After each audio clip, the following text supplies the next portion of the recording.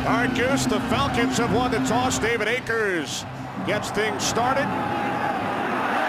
Eric Weems will take a knee. So Matt Ryan, the local product, will lead the Falcons out. They will start from their own 20.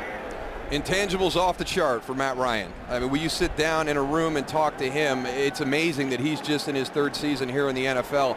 And I met him actually before he was even drafted out in Arizona at the Super Bowl, and was very, very impressed with him there. He continues to grow and mature from season to season. He's a leader out there, Dow. That's one thing. This young, third year in the league, he comes out here, he commands respect from his offense. And Ryan hands it off to Michael Turner, the sixth leading rusher in the National Football League, and he goes nowhere. Well, this is a run-first football team with Michael Turner, Obi Mihaly at fullback. They get Michael Jenkins back into the lineup for the first time this season. Lost him early in training camp. Tony Gonzalez, the guy to watch. How do they match up? This five right here, I think one of the more consistent offensive lines in the NFL. They are relentless. They might hit you a little bit after the whistle, but they'll keep you thinking all afternoon. 2nd and 10 from the 20-yard line. Again, it's Turner. This time gains 2. Out to the 22-yard line, so a 3rd down and 8 coming up for the Falcons against the 15th-ranked Eagles defense. Antonio Dixon gets the start for Broderick Bunkley, who is out today. Eagles got some better news, might not lose him for the season. Here's a key area right here, the linebackers. How do they match up with Tony Gonzalez in the passing game? And there's a secondary. Nate Allen is doing a great job as a rookie. This is a very complicated defensive scheme, and he's handled everything that they've given to him during the season so far. Gonzalez split out to the left. Jenkins to the right. Movement prior to the snap. Walt Coleman, our referee today.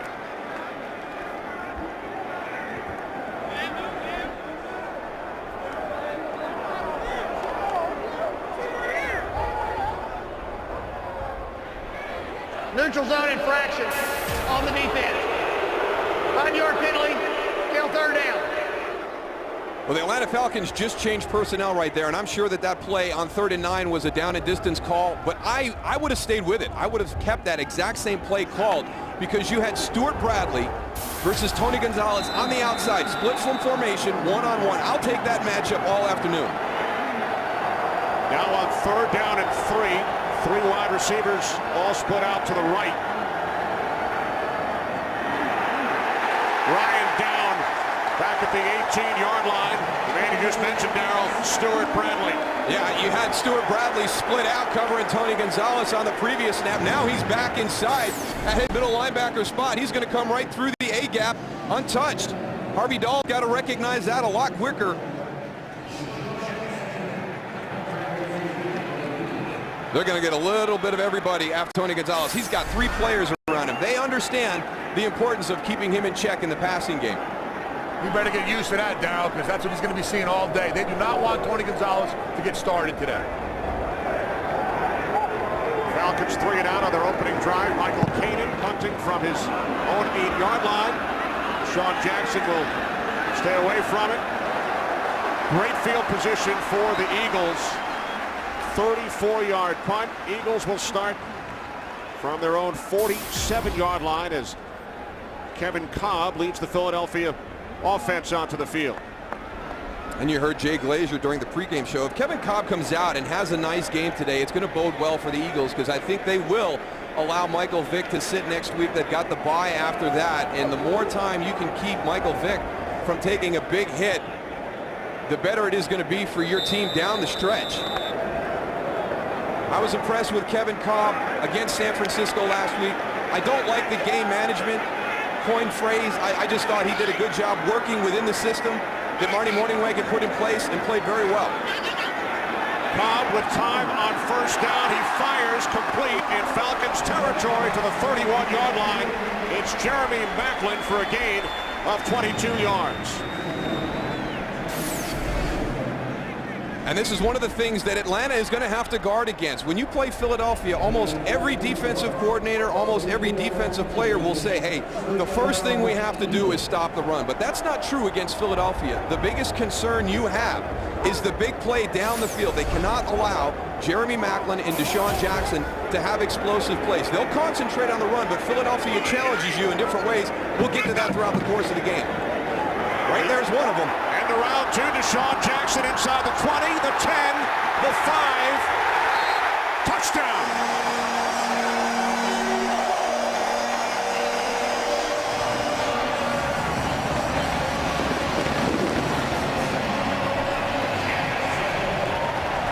You know, Tony, I think it's always funny when people want to run an end around or a reverse. They always want to check and see how the backside's playing first. Give you that fake look and then decide whether they do it. I say go ahead and do it right out of the game. We're going to challenge back here on the backside.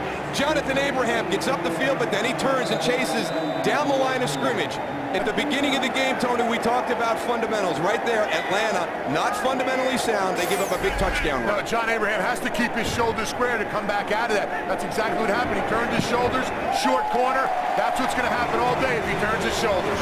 David Akers, the extra point, third career rushing touchdown for Deshaun Jackson. Today's Game on Fox is sponsored by Southwest Airlines. Find our fares online only at southwest.com. Eagles score a touchdown on their opening drive for the third time this season. After the Falcons went 3 and out, it took the Eagles only 2 plays. And that's what you have to guard against when you play the Philadelphia Eagles. Their running game is really going to be kind of the draws, some end arounds, reverses, that gadget type play. They'll incorporate the boot pass, the screen pass. That takes the place of a power running game for the Eagles. Eric Weems takes it out. Turns the corner, forced out of bounds at the 25-yard line. Well, we talked fundamentals at the top, but I want to watch John Abraham right here. He's going to get up the field and then come hard down the line. He's got contained. He's got to be up the field to prevent the end around, exactly the play that came at him. And right here at the tail end, looks like Atlanta had an opportunity to challenge. Looks like Deshaun Jackson's forearm might have been down before he broke the plane. The Falcons trail early. They'll start from their own 25-yard line. Game 2 of the National League Championship Series tonight. Roy Oswalt, Jonathan Sanchez, the pitching matchup on Fox. Michael Turner on first down. Turner all the way out to the 34-yard line.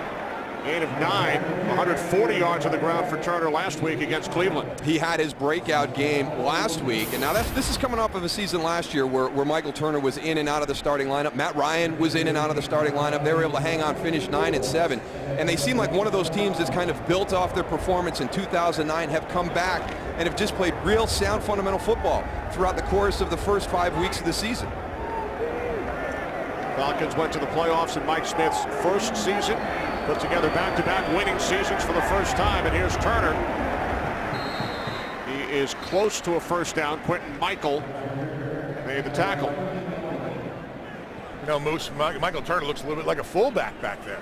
You know, he's very patient in the backfield, but when he sees that hole, he explodes, and one guy isn't going to take him down. No, and he's got some sneaky breakaway speed too, Tony. You know, he does have. What are you saying, fullbacks you normally don't? But yeah, we only have to break away for like 4 or 5 yards at a time.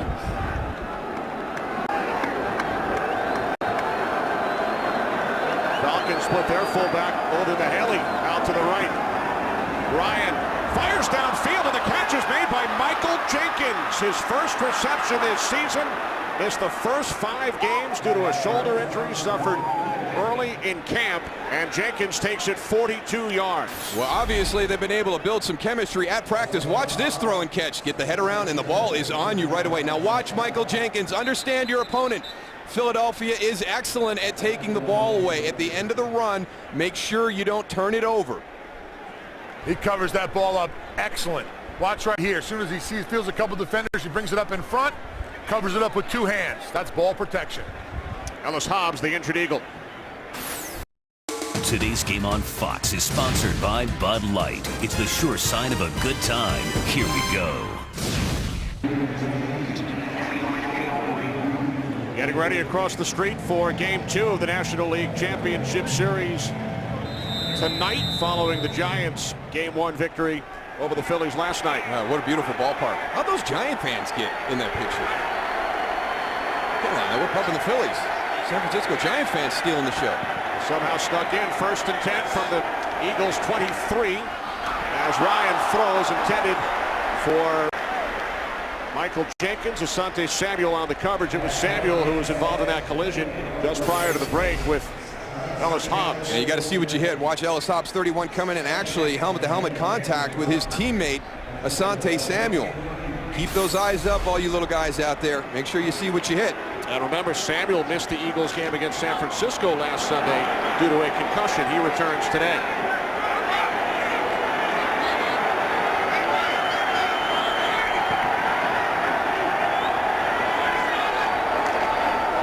Second and 10 from the 23-yard line. This is Jason Snelling. And Snelling stopped for no gain as we check in for the first time today with Kurt Menefee in Los Angeles. Kurt? After Matt Forte scored to put the Bears up 7-0 on the opening possession, Matt Hasselbeck hooked up with Deion Butler for a 22-yard score to answer that one. It's 7-7 Bears and Seahawks in the first quarter. Very early. Kenny Moose and started the pregame show, Tony Saragusa. Yes, he was, Kurt. Bears, one of the other 4-1 teams, along with the Falcons, Ravens, and Jets. 3rd down and 10. Ryan from the shotgun. Steps up and throws, and it's broken up. Terrific play by Samuel. Pass intended for Michael Jenkins. Philadelphia Eagles gave Matt Ryan a lot to think about with Tony Gonzalez. Michael Jenkins is down on the bottom. He's going to work that side of the field one-on-one against Asante Samuel. Good tight coverage. The reason he went away, there's double pressure there. There's the hot route check. There's Stuart Bradley running out underneath it. A lot of different looks against Tony Gonzalez. I think that confused Matt Ryan a little bit on that throw. Yeah, he had him there for a little while. He sure did. So now it's Matt Bryant from 41 yards out. Off the left upright, no good. You heard the ding. Falcons come away with nothing.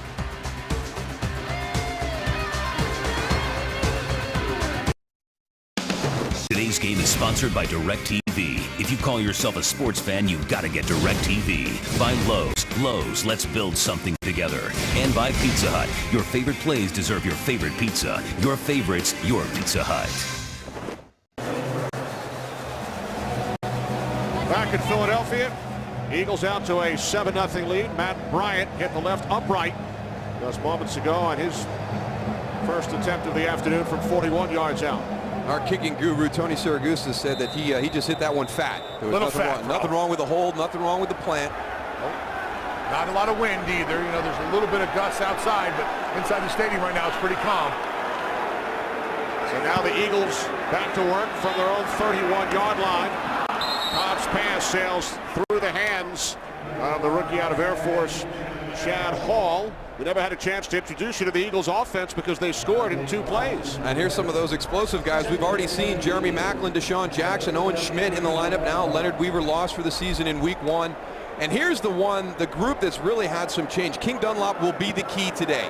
He's going to go up against John Abraham. How does Philadelphia make sure that that does not become an issue with the protection? King Dunlap, 6'9", making his first NFL start. Cobb now under center. On 2nd and 10. LaShawn McCoy, nice cutback. And he gains 8.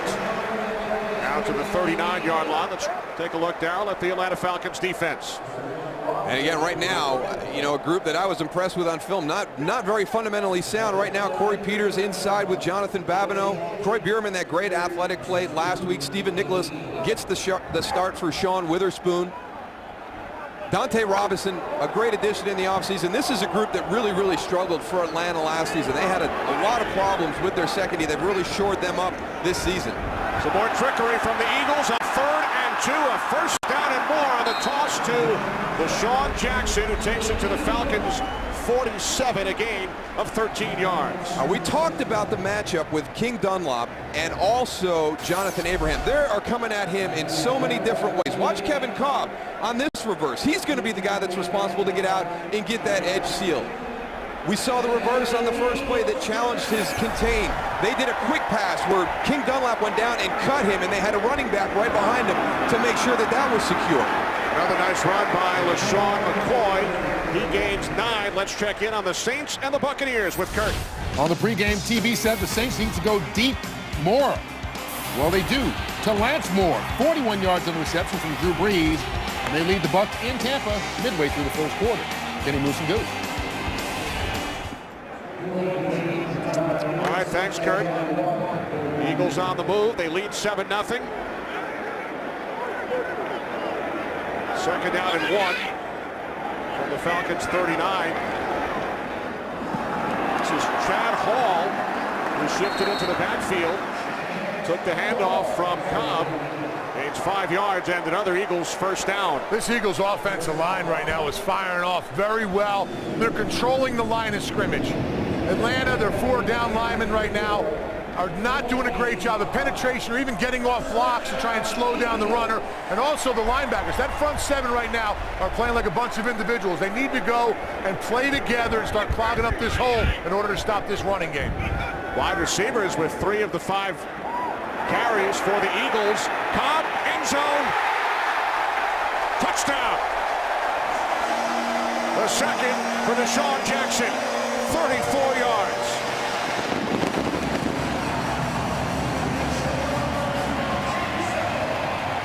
That's what happens when the run game is going so well. You can go and change it up. Cobb does a great job of finding his receiver downfield and making that play.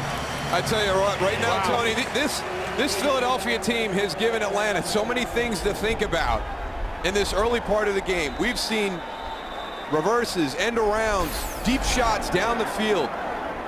Very, very dynamic game plan by Marty Morningway. DeSean Jackson is everywhere. The Eagles guys averaging 15 yards per play. Jackson with a pair of touchdowns, a 31-yard run, and now a 34-yard reception. 14-0 Philadelphia.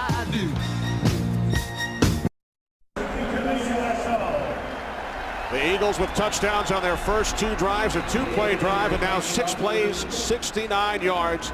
DeSean Jackson with a pair of touchdowns, and you never know who might show up with Goose downstairs. Need all the help I can get, Kenny. It's Philly's first baseman, Ryan Howard. Game 1 of the NLCS, of course, last night. Game 2 tonight. And Ryan enjoying the view from the end zone along with Goose. Eagles enjoying it as well.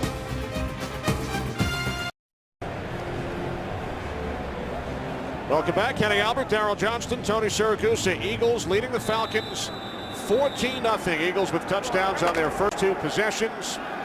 And now the Falcons go to work from their own 20-yard line. Falcons went 3 and out on their opening drive, and then a missed field goal. Ryan dumps it off to Michael Palmer, the rookie tight end out of Clemson.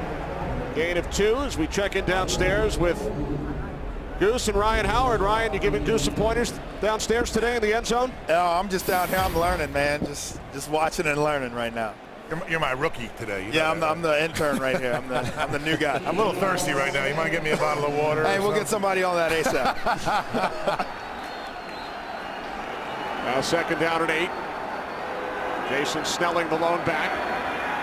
Ryan moves to his right, dumps it off to Snelling, and he's tackled at the 29-yard line by Antonio Dixon. Hey, Ryan. Hey, Ryan. Yeah. What do you think about the size and the speed of the guys down in the field? Every time we have people that come to an NFL field for the first time, they're amazed at how quick and how big the guys are. Yeah, it's a lot different actually being down on the field and just seeing how big some of these guys are. They're just massive. I'd pretty much know I'd have no shot out there, so I was trying to figure out what I might play, but I think I'll play the sideline. Just watch these guys. Yeah, you feel a lot better the day after a game, I'll tell you. Look at you, you're smiling, hanging out. These guys tomorrow will be in ice tubs. Turner stopped on 3rd and 1. Great penetration by Trent Cole. And Tony, I think you're exactly right. One of the things that we haven't seen from this Atlanta team is being dominated at the line of scrimmage the way they are today. Both sides of the ball. Mike Smith impressed with his team the way through the first 5 games of the season. They've kind of won those battles down in the trenches. Not the case today.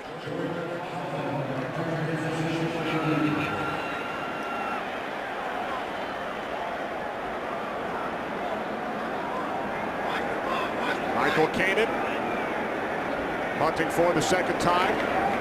Jordan Calvin back deep for the Eagles. End over end punt taken at the 40 by Calvin. And he's tackled by Corey Bierman after a short gain. Once again, terrific field position, Darryl, for the Eagles.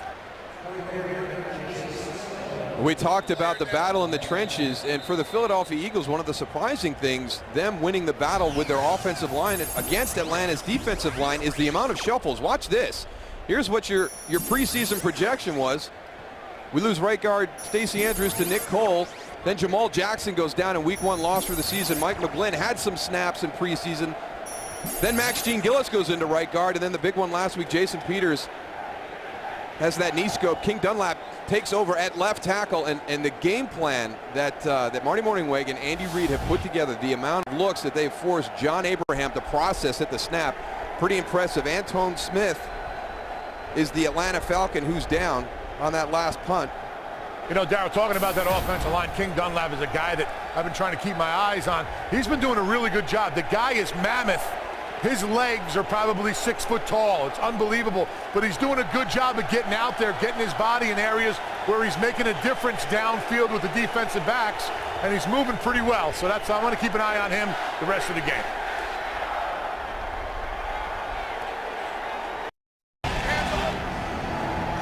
Antone Smith helped off to the Falcons locker room. Well, he's the gunner on the outside. To see him come in, and it just looks like he gets that right shoulder caught, kind of pulled back a little bit. Ryan Howard sounds like he's having some fun down there. He is, man. He's learning very well, man. He's doing the chant with the people in the stands. They're going crazy down here. Well, let me ask you this, Ryan. Having grown up in St. Louis, were you a fan of the greatest show on turf, the '99 Rams? You know what? I was. I grew up watching those guys, and it was just a fun thing to watch. And, you know, that's either now they've kind of gotten things together, getting Bradford back there, so they're looking pretty good. Here's Cobb, play action on first down. Pass is caught by Jason Avant, and he gains 9 into Falcons territory. Just a little baseball thing. Game 2 tonight, Jonathan Sanchez and Roy Oswald. How was it standing in there in the box last night, Ryan, against Tim Lincecum? You know, he's one of the greatest pitchers in the game right now, and you know, it was pretty tough last night. Had some good stuff going for him, and I mean, last night was a good game. We just had some missed opportunities, and try and ride it tonight. Sean McCoy, first down out of bounds at the 41.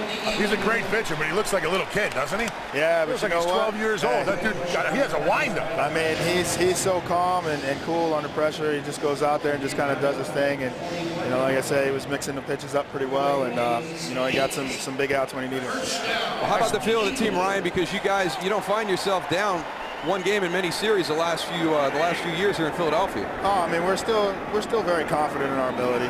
We know this is one game. We've been down before in a series, but you know, the only thing we can do is go out there and try and get this game tonight. Well, Ryan, we appreciate you coming over across the parking lot. Best of luck tonight, and feel free to stay down there with Goose as long as you'd like. Oh, I appreciate it. I think I'll go and try and call some plays if I can. Offense, 9-yard penalty, still first down. He's fitting very well down here, guys. Don't worry. Never know who might show up, Darryl, with Goose downstairs. We better warn Ryan about Tony's spelling, though. If he's going to be spelling Eagles, he should follow Tony's lead. He might get some bad information. It's written down in the end zone. I got it. Eagles force back, now first down at 15. Here's McCoy to the 43-yard line. Gain of 3 with 3.5 remaining in this first quarter. Eagles leading the Falcons 14-0. We check in on the Giants and the Lions with Kurt Menefee. Kurt. The old Ryan Howard is big enough to play football, I think. Brandon Jacobs still is. He runs this one in from 4 yards out. The Giants come back to tie Detroit at 7. Kenny Moose and Goose. Giants with big wins over the Bears and Texans look to make it 3 in a row. 44-yard line. Cobb over the top. Brent Selleck unable to make the catch. Well, he had a couple of those last week against San Francisco, too, and that's just basic fundamentals. It looks like Brent Selleck's getting ready to run before he's got that catch secured.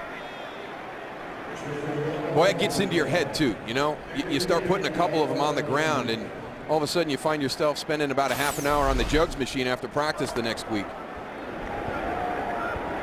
Got 9 balls thrown his way in the game against San Francisco, caught only 3.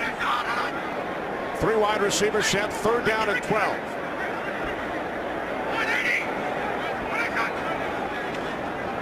Cobb, a pump fake, down he goes.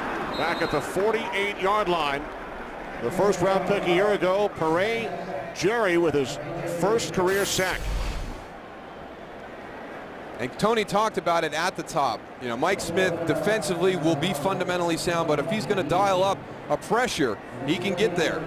And right there, Philadelphia, with their play call, had a lot of guys going out. Could not block that Atlanta Falcon defensive front. They had them outnumbered. Yeah, they had 5 guys on the line of scrimmage, and it looked like they were leaving for a screen and left a little bit too early, the Eagles' offensive line. And they're going to come. They're going to bring pressure. They're going to find ways to go and try to go and put some pressure in Cobb's face. So this game isn't over by far.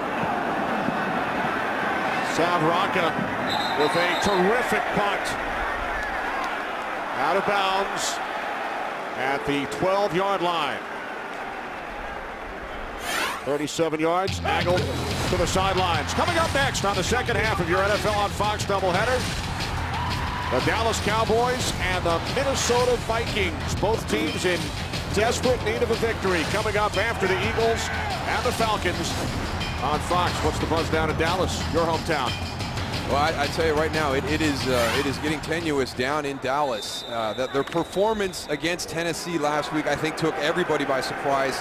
They had a nice game down in Houston going into their bye week. I don't think anybody anticipated that lackluster performance they had in Dallas against the Titans last weekend.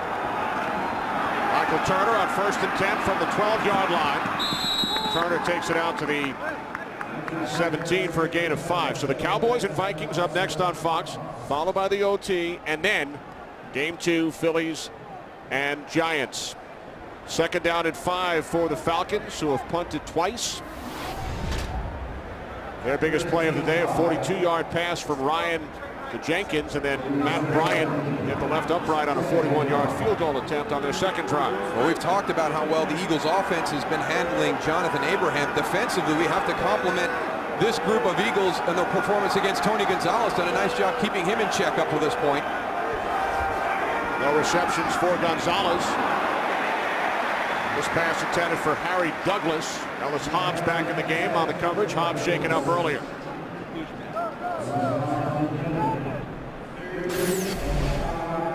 That's a big cushion on the outside. There's your slant. Ellis Hobbs jumps it, but he was a little bit behind. And Harry Douglas catches that ball, breaks that tackle. There was nobody there, so Ellis Hobbs took a shot at it, but he was on the back side of that slant. He's lucky that Harry Douglas didn't pull that one in. He might still be running. Roddy White split out to the right. White without a reception today as well. Ryan looking his way, now looks left, can't find anyone. Takes off and is tackled a yard shy of the marker by Darryl Tapp.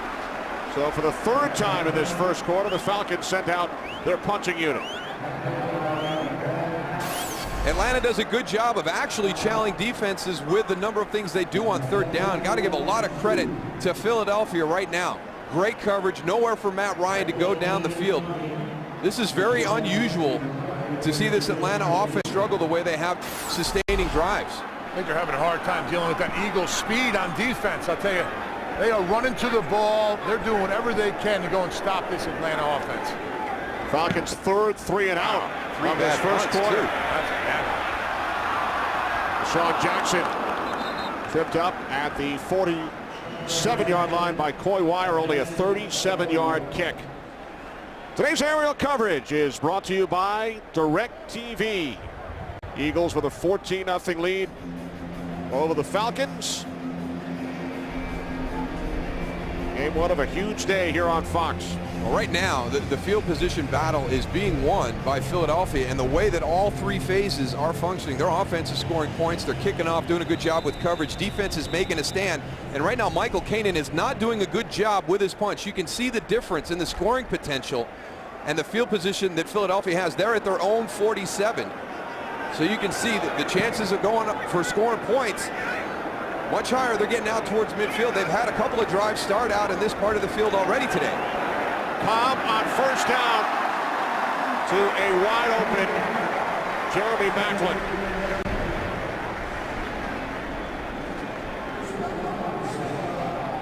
Kevin Cobb talked to us on Friday, and he said the one film that he watched during the course of the week for prep against Atlanta was Drew Brees, and how patient he was, how calm he was with his progressions. There were opportunities to find the holes in this Falcon defense, and he's doing just that this afternoon up until this point. Looks very poised in the pocket. Maclin gained 17, now 1st and 10 from the 36-yard line as Cobb swings it out to the fullback Owen Schmidt. He's met immediately by linebacker Mike Peterson. A loss of 1 on the play as time winds down in this first quarter. Eagles with touchdowns on their first 2 drives, both scored by Deshaun Jackson. One on the ground, the other in the air. Kevin Cobb off to a good start with the Eagles leading 14-0. Fox NFL Sunday will return after these messages and a word from your local Fox station.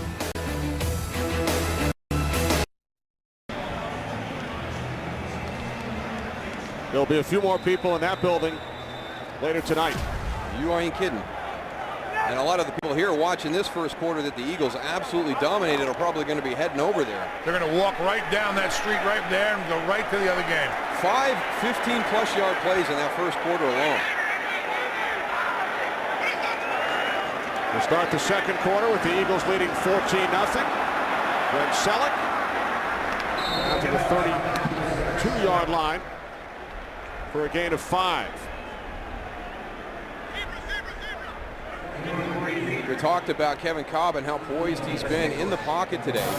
Take a look at his numbers: 6 for 8, 86 yards and a touchdown. Now the knock on Kevin Cobb over the last couple of weeks was he was not getting the ball down the field. A lot of talk about the performance of Deshaun Jackson when Michael Vick is in the lineup as opposed to when Kevin Cobb is in the lineup. But he's been stretching the field vertically today. Some big pass plays down the field. From the 32 on 3rd down and 6. Cobb in trouble, gets rid of it. Oh, a big hit on Deshaun Jackson. And there is a penalty marker. Well, that's a defenseless player. Dante Robinson down as well. Man.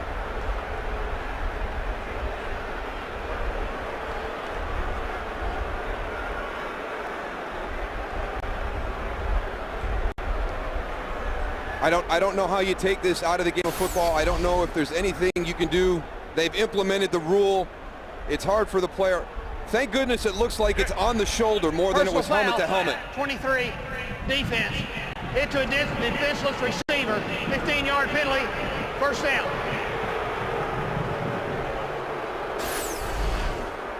But we've got to find a way. We've got to find a way in this game to help eliminate that play right there, and I don't know how you do it. They've done it through rule. We've got to talk to the players about the importance and the respect between each other.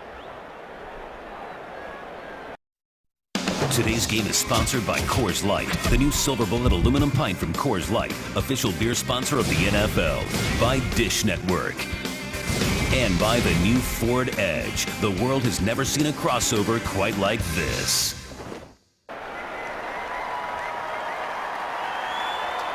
Back in Philadelphia, big collision moments ago between Eagles wide receiver Deshaun Jackson and Falcons quarterback Dante Robinson. Medical staffs from both teams tending to Jackson and Robinson. Another look at the hit. And it's a defenseless player. The most important thing right now is it wasn't helmet to helmet, but you can see right there Deshaun Jackson exposed, vulnerable. Dante Robinson did not go to the head. He's up right now. But Tony, I don't know how we eliminate that play from this game, but we've got to find some way to get the message to the players. And it's so hard because, you know, it's a competitive it's so game. Fast. Yeah. Things happen. People don't really understand. You know what? I'm just standing over here and they're both players, and they both ask each other if they're okay. And it looks like they're both going to walk off. I'll tell you what, you could have heard a pin drop in the stadium after that hit happened. All the players, you know, as a player, that's like the scariest moment ever. I'm so happy that both of these guys are up, man. And Darryl, just to, you know, talk about what you were saying, things happen so fast on this field. You're running it forward, you know, at full speed, and to go and adjust your body to get out of the way of another person or to put yourself in a certain situation where you're not going to get hurt is almost impossible. So I don't think either one of these players wanted to hurt each other, or, you know, I don't think any of that was going on, but you're just going so fast that it's hard to put your head or your body in a position where these collisions aren't going to happen. And that's the thing, Tony, that's the word collisions. I think a lot of times we look at football and we talk about it as a contact sport, but it's really a game of collisions. And, you know, you can have very, very violent collisions like the one we just saw. These guys are so big. They're so fast today. I'm just glad they're both okay. Penalty was called on Robinson, so first and 10 from the Falcons 17-yard line, and McCoy gains 4 down to the 13. And Eagle fans remember the concussion suffered by Deshaun Jackson last season in a game against the Washington Redskins on a hit from London Fletcher. As you saw, both Jackson and Robinson have gone back to their respective locker rooms, and we will provide you with an update as soon as we hear. Second down and 6. Cobb handing it off to McCoy, stays on his feet, and now he's tackled back at the 16-yard line by Philadelphia native Brent Grimes. Loss of 3 on the play. Yeah, good play by William Moore because he beats Jason Avant inside on the block. And Jason Avant's got to know that in that position in the slot, I'm responsible for run contain. Actually, Brian Williams, number 29, that gets through there. But you've got to recognize you're out there in the slot. You've got to keep your eyes on that run support. If he starts to move, you've got to change your angle down inside to pick him up. Eagles perfect inside the red zone this season. Third down and 10. Cobb looking left. Penalty markers down as Cobb is taken down back at the 27.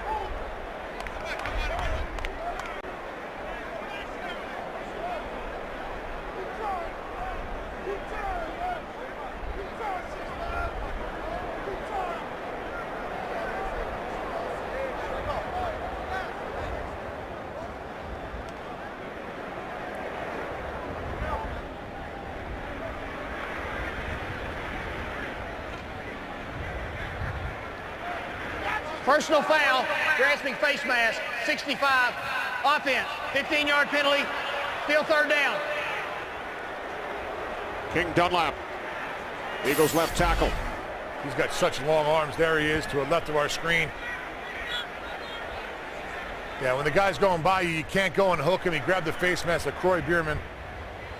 They're going to call that every time. Now that you see the umpire in the background over there too. As soon as he sees it, he throws a flag. You're going to get that all the time. You just can't do that. Once the guy beats you, you're just going to have to let him go. The Atlanta Falcons looking to push that 15 yards back instead of the fourth down situation by declining, see if they can hold here defensively and force Philadelphia to punt. Third down and 25. Cobb steps up, dumps it off to McCoy. And McCoy takes it down just inside the 20. So now the Eagles will send out David Akers to attempt a field goal of approximately 37 yards. Now there are wind gusts down this end of the field. You can see the flags at the top of the goalpost are going to the right down here and to the left down the other side. It's almost a whirlwind in the stadium, so this is going to go left to right. Now we had such a big gust earlier that we actually lost one of the flags on the top. From the right hash, Sav Rocket places it down. A 37-yard attempt by Akers. There it is. Right to the left, Tony. Yeah, that wind is coming from right to left. You really can't, see it, but it's happening. A lot of gusts down here. 2 missed field goals on that end.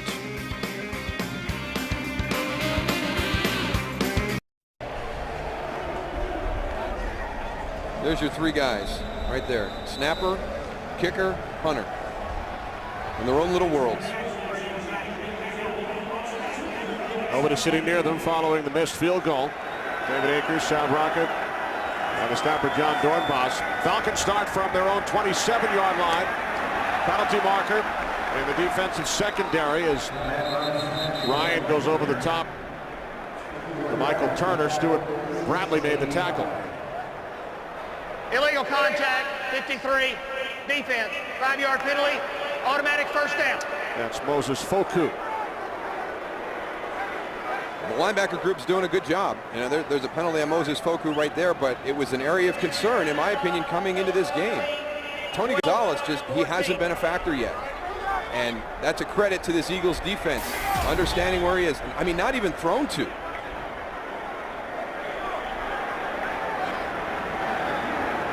No receptions for Gonzalez. No receptions for Roddy White. Came into the game as the second leading receiver in the league.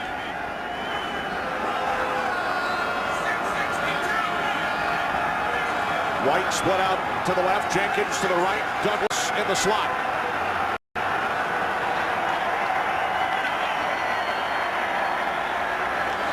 From the 32-yard line on first down, Ryan just able to get rid of it before he was hit by Trent Cole.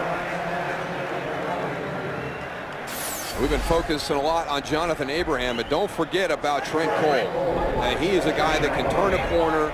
He's got great leverage. Relentless. That's the best word to describe him, Darryl. He just keeps coming and coming. He's got an unbelievable motor.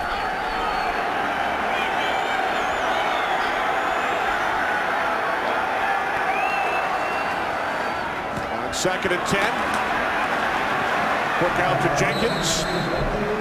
As we check in on the Steelers and the return of Ben Roethlisberger with Kurt Menefee.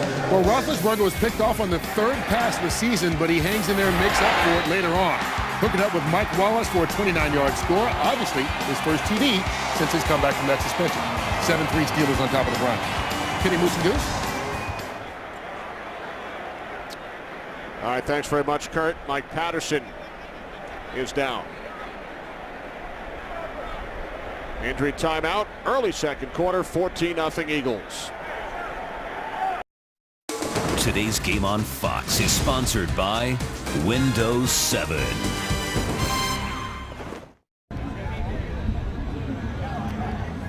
Game one of our Fox NFL Sunday doubleheader, and then baseball tonight. Just across the parking lot, game 2 of the National League Championship Series on Fox. Joe Buck and Tim McCarver will have the call. Phillies and Giants.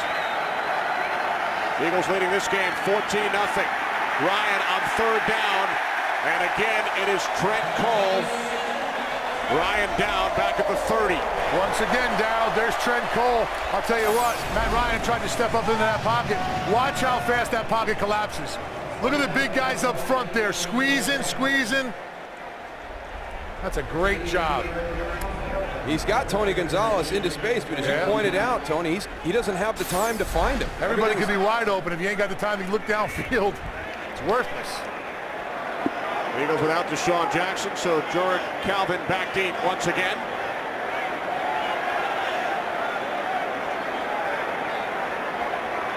Michael Kanan punting for the 4th time from his own 20-yard line. Calvin moving to his right. Big return by Calvin across midfield. And he's finally wrestled out of bounds at the 35-yard line by Mike Peterson after a 42-yard return. The rookie out of Troy. Drafted by the Arizona Cardinals, Jordan Calvin. And when we talk about returns, a lot of times we just focus on the returner, but this is a great job by the Philadelphia punt return team. All their guys getting some people, creating that alley. You saw that alley that they created down the sideline. Jordan Calvin doesn't have to do a whole lot but turn the corner and hit it north and south. Longest punt return of the season for the Eagles. They start from the Atlanta 34. They've had tremendous field position all day. The catch is made for a first down by Jeremy Maclin. Takes it down to the Falcons 22. 12 yards from Cobb to Macklin. One of the areas of concern for the Philadelphia Eagles has been their special teams, but Jorrick Calvin, that punt return team, kind of getting the Eagles some momentum back, Tony, because this game had kind of settled into a lull. They jumped out to that 14-0 lead, but then it just sat there for a couple of drives. Yeah, you're right. Now they got a little momentum. They got to go capitalize on this.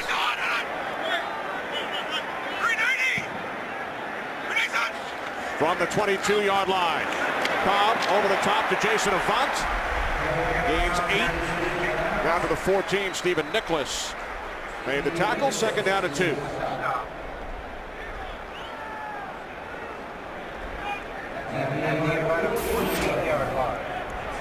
Eagles already with 10 first downs. Lead 14-0. Only 17 yards on the ground for the Falcons.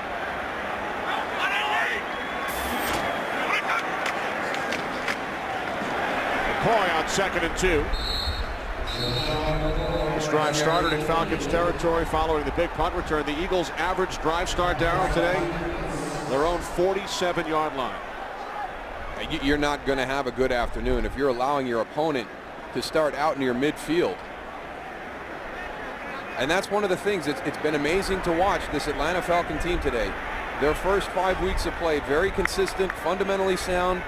Just the little things, the attention to detail. They had the proper run contained. Their assignments were pretty good most of the time. Today has not been the case. Wide receivers running open down the field had trouble with contain on end arounds. They have been on their heels all afternoon. Give Philadelphia credit. Their play calling has been outstanding.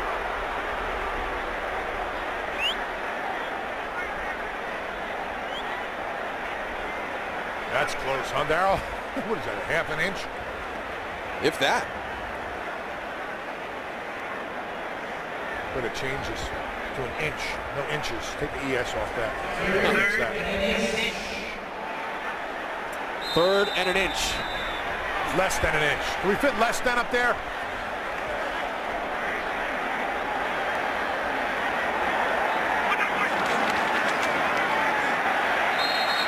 On the push, more than an inch.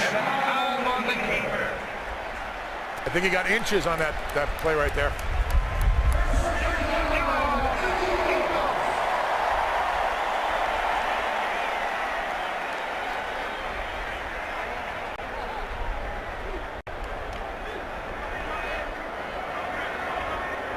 So the Eagles able to move the chains.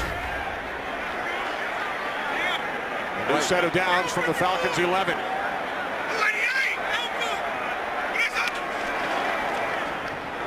Cobb rolling right. Sell it. Hard man to bring down. Forward progress to the 8-yard line. Gain of 3. But much better from an assignment standpoint on that play. You know, they had the contain on the outside for the boot when it came out. The one thing I'm noticing from down here that Atlanta is doing, the linebackers are deep, Darryl. It's hard for them to get involved in a pass rush. It's easier for coverage, but you're giving the tip to the offensive line that you're not coming when your linebackers are that deep. Remember, Tony, they weren't worried about the running game here. The passing game is what scared the Falcons defense more. On second and 7, that pass is batted back. Jonathan Babineau.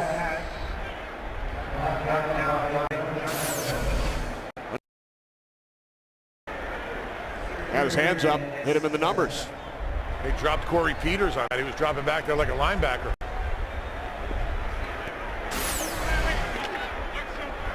So now third down and 7. Eagles with a 14-0 lead. This field goal on their last drive. Cobb to the end zone. Diving catch for a touchdown. Jeremy Macklin.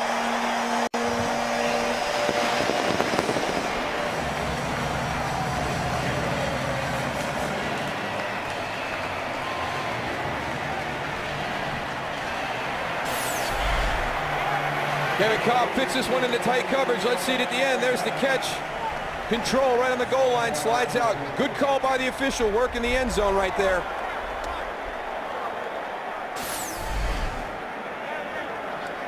Macklin's 5th touchdown this season.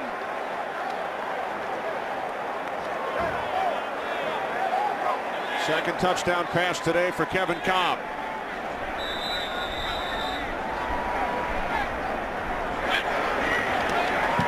David Akers, the extra point, a 3-touchdown lead for the Philadelphia Eagles. How you doing, Ryan? Good, good.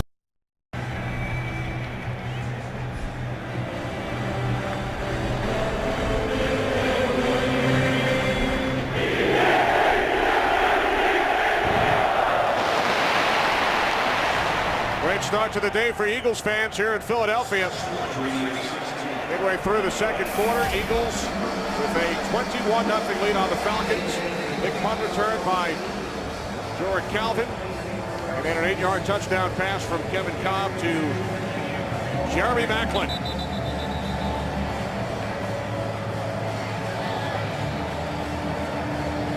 A little bit of wind, blowing the ball off the tee. Well, this is 2 weeks in a row I haven't seen this coming. I did not see Philadelphia 21, Atlanta 0 with 7:34 left to go in the first half.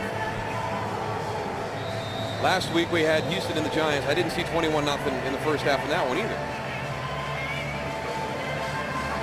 That's why they play the games. Every day's a new day, huh, Darryl? Unbelievable. It is. It's unbelievable. Kickoff taken on the run by Eric Weems. Weems out to the 26-yard line. Well, Fox tomorrow. Don't miss an all-new episode of Lie to Me. Is Cal Lightman involved with a corrupt cop?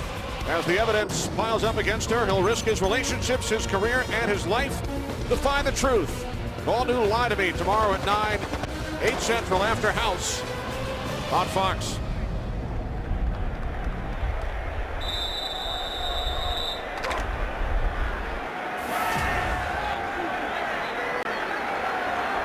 I think the most impressive one there, 6 rushes, only 14 yards for Michael Turner. This Eagles defense doing a great job of stopping really the heart and soul of this Falcons offense. It's a run-first mentality.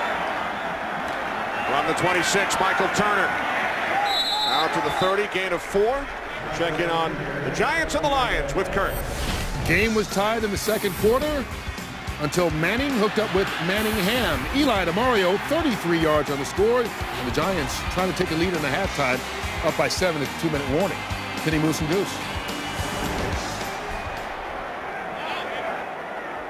All right, thanks very much, Kurt. Eli Manning's numbers, Giants look to win their 3rd in a row. Second down and 6, Turner. Now to the 34-yard line, gain of 4. No time to panic right now for the Atlanta Falcons. Plenty of time. Stay with what you do offensively.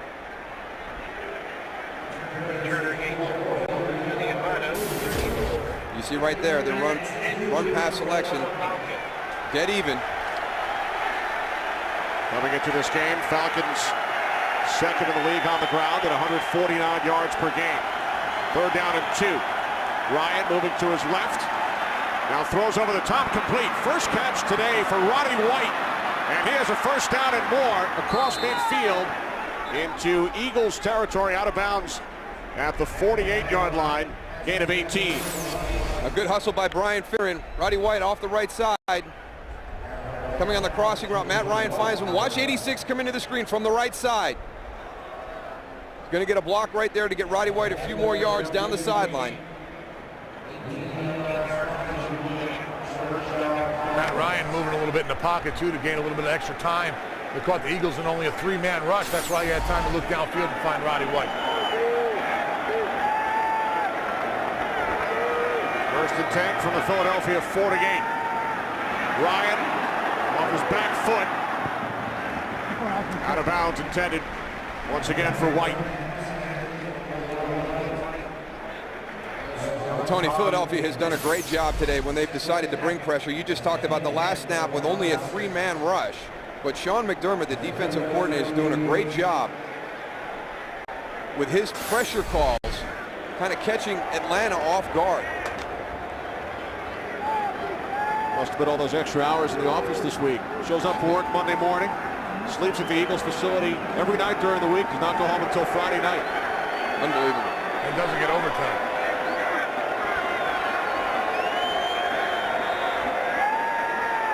Ryan on 2nd and 10. High throw out of bounds. Intended for Jenkins. He had a lot of time in that one, Moose. Yeah, and he missed that He rushed it, yeah. Yeah.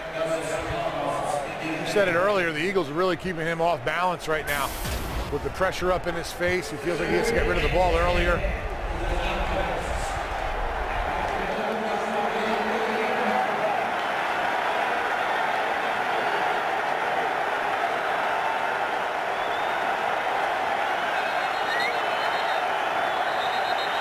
Looks like Eagles had a hard time getting the play in. First, team timeout. Philadelphia, 30-second timeout. That's a smart timeout, though, Darryl. If you don't have what you need to go and get the play done, don't give anything to Atlanta right now. You're up by 3 scores. Keep them down. Goose, as you well know, game 2 tonight. Phillies and the Giants. Giants lead the series 1-0. Roy Oswalt, Jonathan Sanchez. The pitching matchup, coverage of game 2 beginning tonight at 8 Eastern, 5 Pacific, after football in high definition, only on Fox. That's a great stadium over there, huh, guys? You had the opportunity to go over there yesterday. Darryl, I know you like the chicken fingers, right? No, I like the soft pretzels and whatever those chocolate covered pretzels were. Little ones. It's a great stadium. Great looking from the inside. Wow. The field is nice, huh? How about the field? You never see a football field like that, manicured. Ryan on 3rd and 10, complete for a first down to Roddy White. Of course, when Matt Ryan grew up here in Philadelphia, both the Phillies and the Eagles played at the old Vet. Matt attended many games involving both teams, a big Philadelphia sports fan. He rattled off his favorite players from all the different franchises here in Philadelphia. Legion of Doom with the Flyers. Donovan McNabb and Deuce Staley were his favorite Eagles.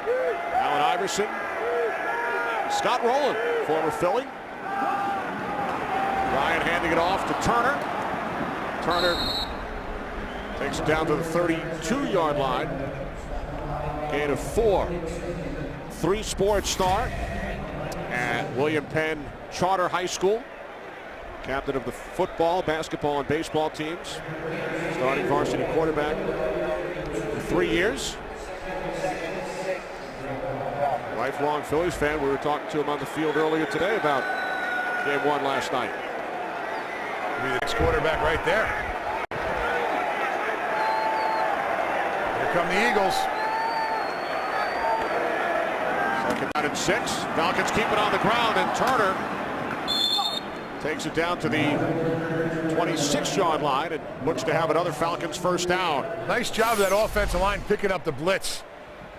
They all get on the body right here. Michael Turner does a nice job of reading his blocks and getting upfield to get this first down. Well, Philadelphia likes to pressure up inside the A-gaps in between the guard and center area. And one of the big concerns, whether it was Jim Johnson, who was the former defensive coordinator for the Eagles, that Sean McDermott learned from his mentor. When you've got a big running back and a strong running game, they'll get less pressure. You saw right there. If you can get on the edge with the run, you can beat it. From the 26-yard line on first down, a pump fake. Now Ryan throws it out of bounds in the vicinity of Gonzalez, who is still without a catch.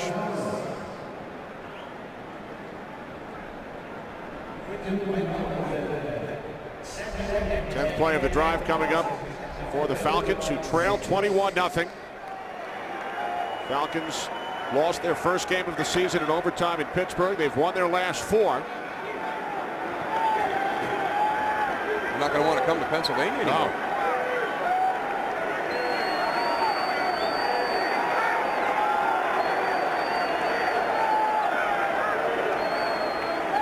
Ryan on 2nd and 10, swings it out to Turner. Forced out of bounds by Foku after a gain of 3. Atlanta, not an easy schedule, Dow. 4 road games of the first 6. That's tough. That is not easy to go on a road early in the season, but you know, when you're going back home next week, you got to know that half of your games are already done, road games, so you're going to be home a lot.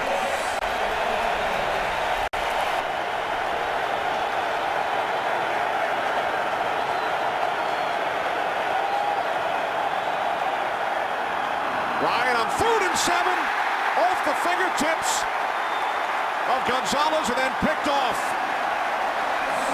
Asante Samuel with his second interception of the season, the 37th of his career. They have really committed to take Tony Gonzalez away. You frustrate somebody, you get your opportunity, and then you deflect it. And a great job by Asante Samuel, who's actually covering the receiver behind Tony Gonzalez. Here comes pressure out underneath. Now watch the deflection. Asante Samuel had already turned and dropped his guy to come make a play on the ball. He's got Roddy White on the outside, passes him. That's a great job. By being in the right technique, by being able to have your eyes back onto the quarterback instead of turning your back to the quarterback, you can see that play develop, jump that route, and be in a position for the interception.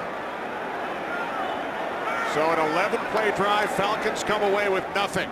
Cobb handing it off to McCoy across the 20 to the 21 for a gain of 3. First turnover of the game. Asante Samuel, more interceptions than any other NFL player over the last 4 seasons. So the Eagles back to work on offense, leading 21-0.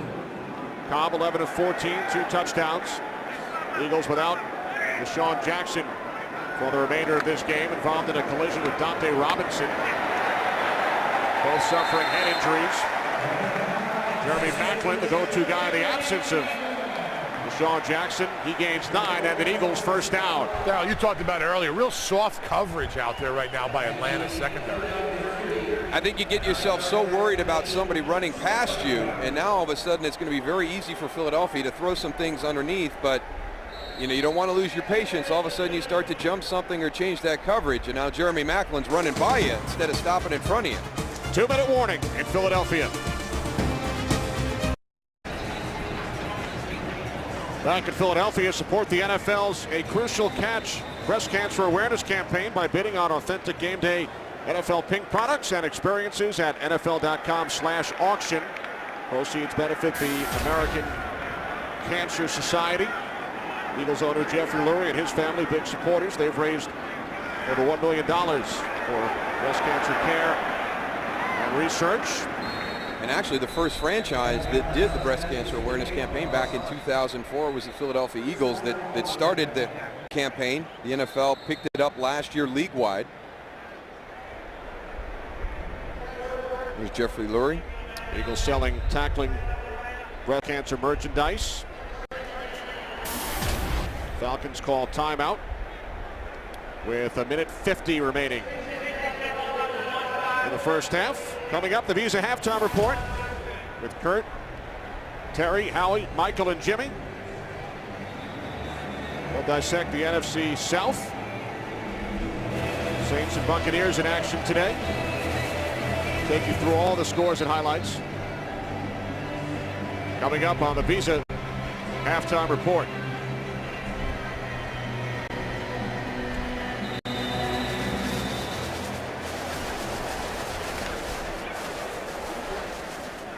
Eagles lead 21-0.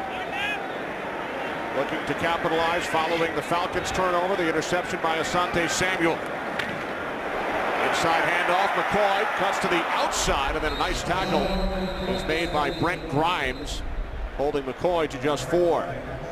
Another timeout with 1:47 remaining. Well, you mentioned that Deshaun Jackson was out of the lineup on that last drive, Kenny. We'll take a look back here earlier in the game. Just a very violent collision between Dante Robinson and Deshaun Jackson. Both players helped off the field. Deshaun Jackson's return, he is not coming back. Dante Robinson questionable, but Deshaun Jackson is done for this afternoon. Just hope that both of those guys are okay later today. But I was happy to see them come off the field on their own. Not on their own, with a little bit of help, and not have to get that wagon out here. That's not good. Both players suffering head injuries during that collision. 3rd down and 3 for the Eagles following the Falcons' second timeout. Cobb to McCoy. McCoy picks up a first down across the 45 to the 46-yard line. So the Eagles move the chains. Philadelphia with 2 timeouts remaining. And now Philadelphia will jump into the hurry-up mode. Atlanta trying to get one more possession there. But again, that's another example of a play that kind of takes the place of the Philadelphia running game. It's a quick screen right out on the perimeter to LaShawn McCoy, enough yards for the first down. Another screen to McCoy, but this time loses yardage. Jonathan Babineau, the tackle. Loss of 3. Well, Philadelphia just exploded the first quarter of this game. A 2-play drive to start with Deshaun Jackson on the end around, getting a long touchdown run, and then just running free in the secondary on the next drive. It's a quick 14-0 lead by the Philadelphia Eagles. Then earlier here in the second quarter, they get their third touchdown to Jeremy Maclin. Nice tight fit by Kevin Cobb on that throw. But have just been impressed with the Eagles play and just confused by the Falcons today. I mean, just very, very uncharacteristic. Mike Smith going to get in at halftime, and what in the world were we doing in the first half? Eagles now with 1 timeout remaining. Falcons have 1 as well. Second down and 13. Just over 1 minute remaining, second quarter. Cobb with load of time. Wide open, Jason Avant for an Eagles first down at the Falcons 37. A 21-yard pass play. Just a great job by Kevin Cobb directing the protection on this play. Here's where your blitzer is going to come from. He directs everything there. They get it picked up. Now he's got plenty of time. It's not a situation where the route has to be broken off hot, so Jason Avant can get down the field. Philadelphia is just 1 step ahead of Atlanta this entire first half. Brian Van Gorder just can't get ahead of Marty Morningweg. Pass intended for Selleck, deflected, picked off. Selleck took a hard hit. William Moore on the return as Selleck finally starts to get up onto his feet, and now there are 3 flags out near midfield. And some more extracurricular activity.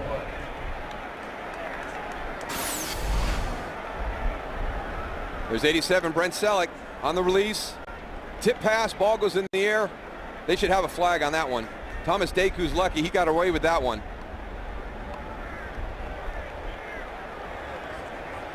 William Moore on the interception, and that quickly, Tony, this game can turn. We just talked about how Philadelphia seems to be 1 play ahead of Brian Van Gorder in this Atlanta defense, and they get the big turnover. Personal foul, unnecessary roughness, horse collar tackle.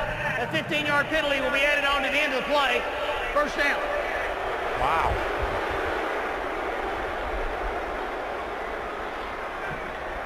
It was on Kevin Cobb. He made the tackle, I think, right? Well, I mean, Atlanta got away with 1. Brent Selleck in the middle of the field. You know, now from that angle, it looks like the ball was close, but it wasn't, and he had plenty of time to pull off on that hit. And then here's Kevin Cobb. I don't know. I don't think they should call it on the quarterback. Well, he didn't drag him straight down. You know that horse collar. You get your hand inside the shoulder pad, and it's that straight back one where the legs get caught up underneath. That one was off to the side. 3rd interception of the season for Moore. Falcons lead the league in picks. Now with 11. 1 timeout remaining for Atlanta. From the Eagles 31, Ryan to Harry Douglas. What a catch by Douglas inside the 15 at the 13-yard line. Gain of 18. What a change in the last 15 seconds. Big.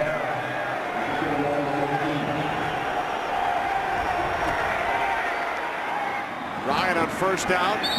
Douglas once again. Clock continues to run. Douglas down just inside the 9.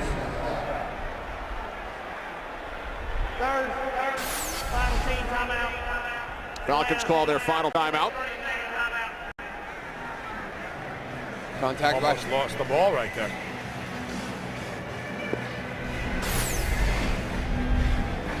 Well, you talk about the change of momentum following the Eagles interception. They were on the move, looking to add to their 21-point lead, and then Philadelphia gets it right back. Well, they have that big conversion earlier in that drive where Atlanta was trying to stay some time on the clock, and Philadelphia converts on the third down. Now they're going down the field, and now, oh my gosh, could they go in 28, 24-0 by halftime? And a big interception by William Moore. Now it's back, and we talked about how important it would have been for Atlanta on their drive when they had the turnover with the interception by Asante Samuel to get some points in this situation, and you thought they had lost it. But this game just completely spun around in the last 15 seconds with Atlanta poised to possibly get a touchdown here and cut it to 21-7 by halftime. 2nd down and 6 from the 9. Ryan to the end zone. And there are 2 penalty flags. Pass was intended for Douglas.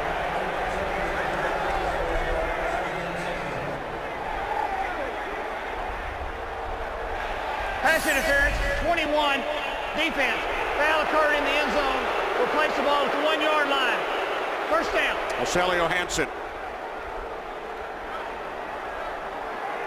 The one thing that Mike Smith told us he was very, very proud of his team was their resiliency. What a great example has been this afternoon, falling behind 21-0 with Philadelphia marching, looking to score some more points before halftime, and they get the big turnover. And now they're in a position to get it to 21-7. You talk about that New Orleans game where Garrett Hartley missed the kick, and they take advantage of that second chance and win that game. When Nate Clemens didn't get the ball down, they fumble it, they get the ball back, they go down and score and beat San Francisco. So you better watch these Falcons. They're not going to give up. They've proven it in the past this season already. 1st and goal from the 1. Ryan moving to his right, throws high. Intended for Gonzalez. Remember, the Falcons with no timeout, so looking to throw on 1st down. Well, by using that 3rd and final timeout to stop the clock on Harry Douglas's play on the last one, you're really going to have to throw. I mean, if not, they might have been able to take a shot, run the football with Michael Turner. That'd be a gutsy call right now. Yeah, it would. Clock winds down real fast. Falcons empty the backfield. 2nd and goal from the 1. Ryan to Gonzalez. Touchdown.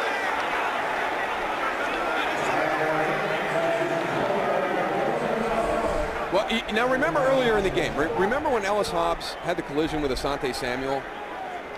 I mean, he comes up. You choose to play that way. He loves it when the defender is right next to him. Absolutely. He can go and he manhandles him. You see how he just threw him right out of the way? That's his basketball background right there. Absolutely. You know, you get a little bit off of Tony Gonzalez and challenge him that way, especially when you're giving up the size advantage. Wow, the Eagles really messed up. They had a chance to go and have the knockout punch down here to bring it in. They go, they get the tip, and it goes the other way. Now you're going into halftime, only down 2 scores. Brought Atlanta right back into this game. And remember the horse collar, that added 15 yards at the end of this play. Well, Curtis Lofton gets the big deflection. William Moore with the interception. And as you pointed out, Kenny, there's going to be a horse collar. There's going to be 15 more yards added onto this. And then a big play to Harry Douglas gives them down and tight, a pass interference in the end zone. And this is too easy. Yeah, when you get one-on-one Tony Gonzalez out there, you know where the ball's going. Tough for Ellis Hobbs to go and stay with him. There's William Moore. Now has 3 picks on the season. Tony Gonzalez, his first catch today. He's a halftime report coming up with Kurt Terry, Howie, Michael, and Jimmy. We'll talk about the NFC South showdown between the Saints and the Bucks. Are the Giants still rolling, coming off back-to-back wins? Giants hosting the Lions today. That's all coming up on the Visa halftime report. You know, we talked to Ryan Howard about his favorite team, the greatest show on turf. Rams back in the late 90s. With that reception, Tony Gonzalez now tied with Isaac Bruce for 6th all-time. 1,024 career receptions. Kickoff chased by Calvin all the way back at the 5-yard line. That kick took some serious bounces in the air. Didn't have an opportunity to play it. Just got to be happy that he got down.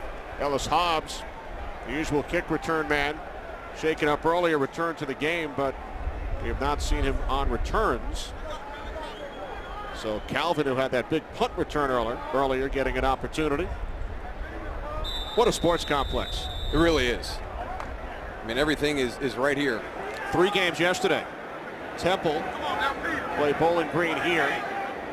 Flyers lost to the Penguins. And then game 1 of the NLCS at night.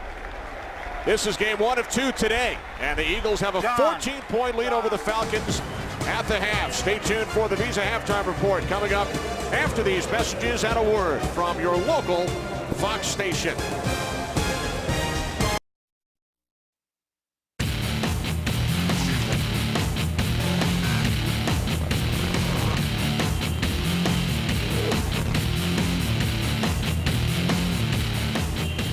Back in Philadelphia, we get set for the start of the second half. Eagles leading the Falcons 21-7.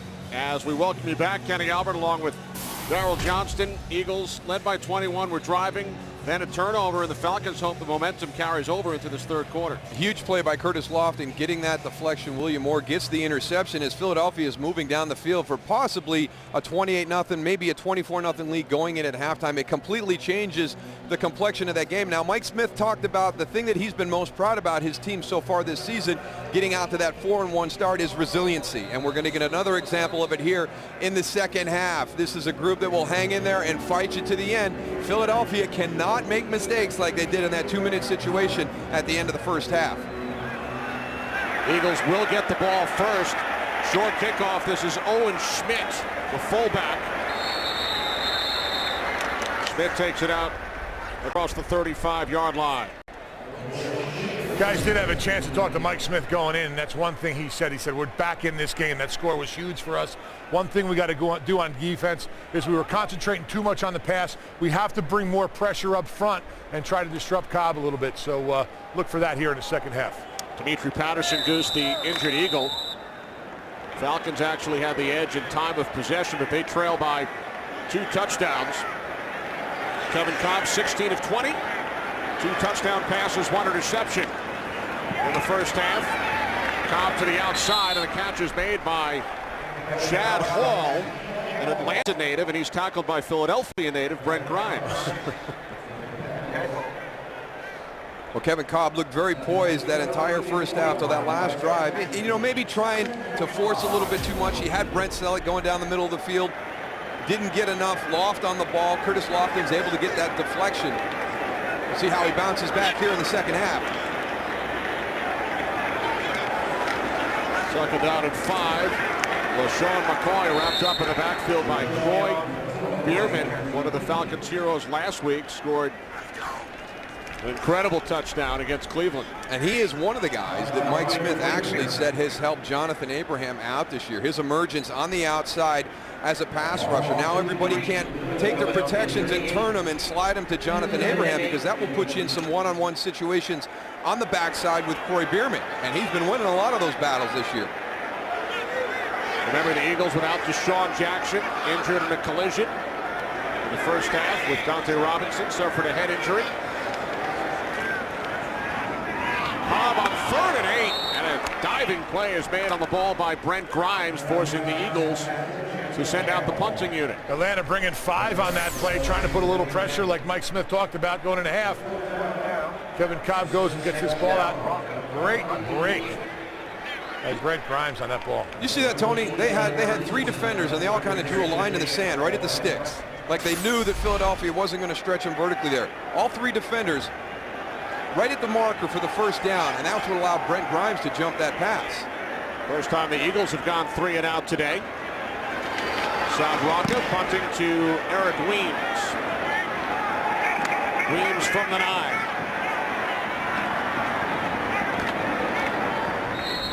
Eighteen-yard return out to the 27. So Matt Ryan and the Falcons offense trailing by only 2 scores.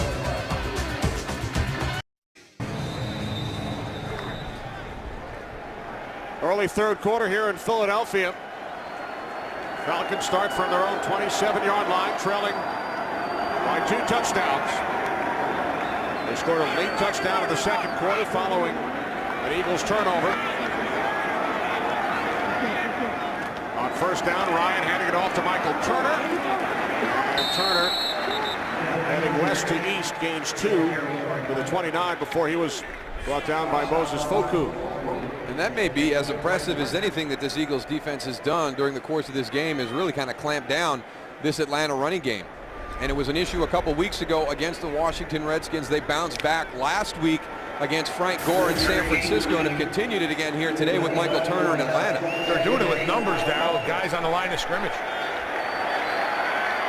Only 37 yards on the ground for the Falcons today. Ryan to the air on second down, and that pass incomplete, intended for Roddy White, who caught only 2 balls in the first half.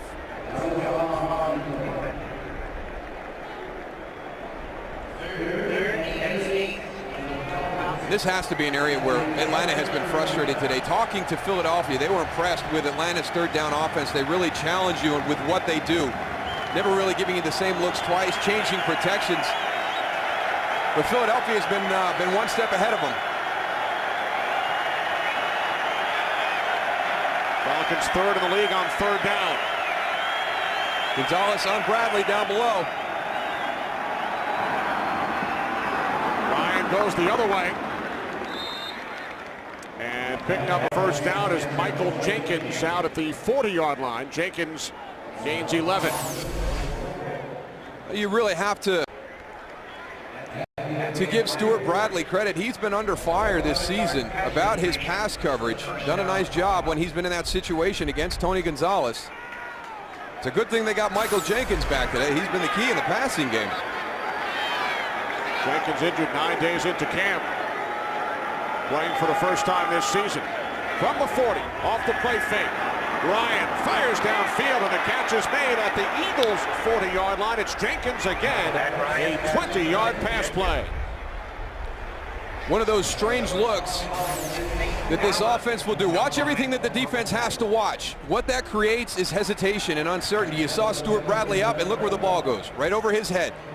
Sort of almost like the wishbone in the backfield with 3 backs in the backfield and everybody going in a different direction.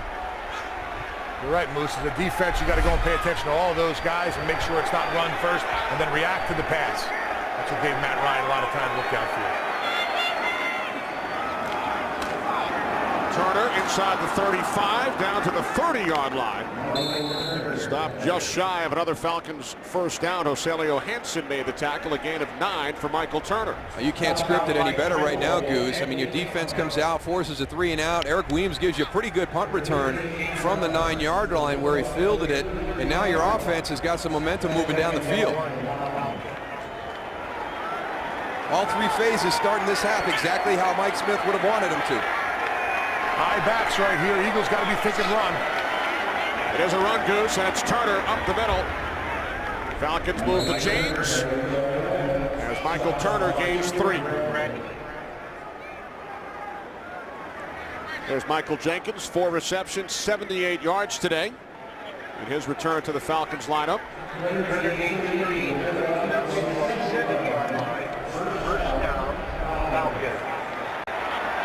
Gonzalez split out to the left.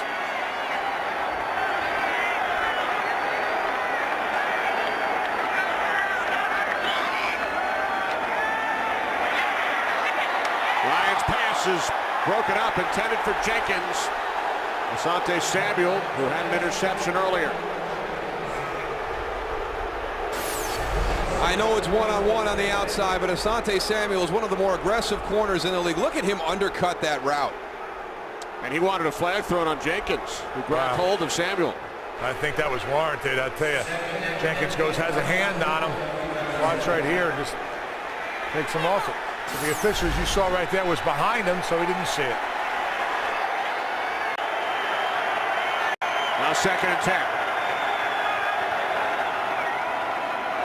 Jason Snelling. Snelling down to the 19-yard line. Gain of 8. 5 minutes in, 3rd quarter with the Falcons on the move. They scored on the last possession of the first half, following an Eagles turnover. Atlanta now facing a 3rd down and 2.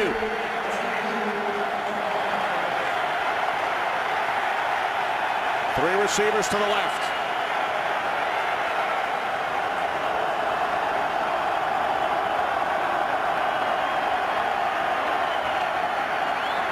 Ryan on third down.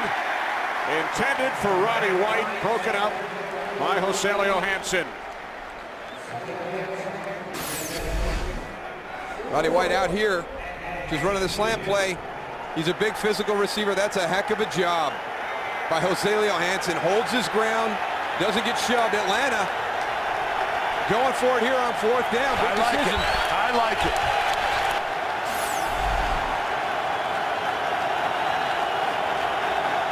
Fourth down and 2.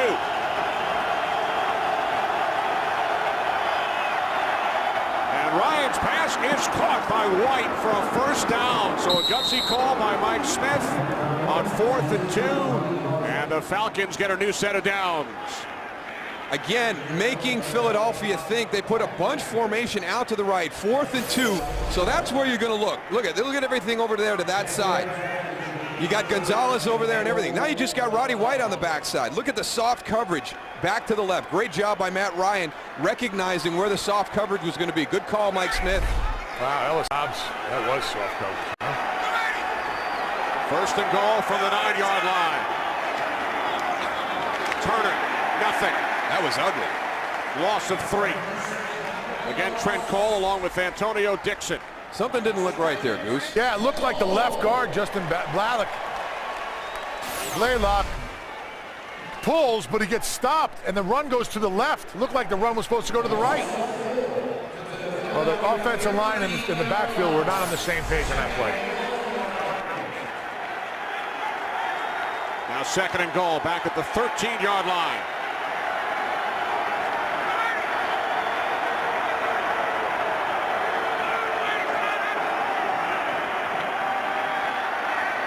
Ryan throws, it's caught by the fullback Mahaley, but Samuel, along with Ernie Sims, right there to make the tackle, gain of just 2. So now a third and goal from the 11 for the Falcons. All right, Tony, you went for it on 4th and 2 outside. I mean, you played as 4-down territory here. Have you decided that this is important that we get 7 here? Absolutely. 3 does not help you, in my opinion. You're still going to need 2 scores. You got to play for 2 right here. 13th play of the drive.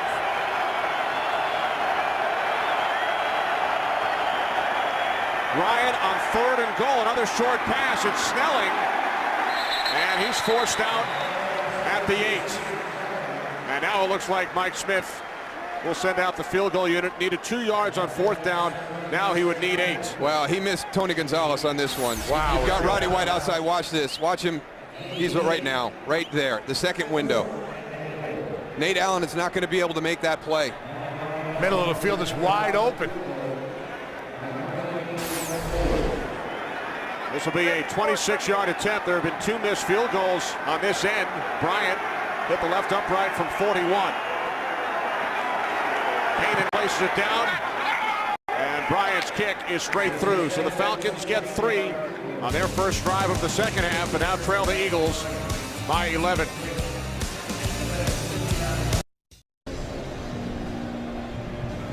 Back in Philadelphia, today's aerial coverage is brought to you by DirecTV.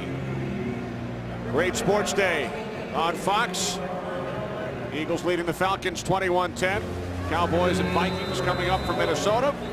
Then the OT, a recap of all the NFL action today with our guys in Los Angeles. And then back to Philadelphia. Game 2 of the National League Championship Series between the Phillies and the Giants. Falcons drove 14 plays, converted on 4th down, but then settled for a field goal. They trailed 21-0 at one point.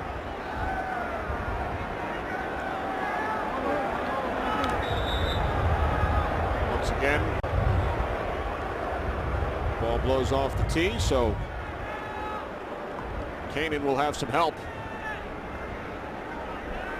for Brent Grimes. You've heard Tony talk about them. Look at the officials' uniform there. Yeah, it's starting to blow a lot more down here on the field. There won't be any wind inside the Metrodome later. It'll be loud, though.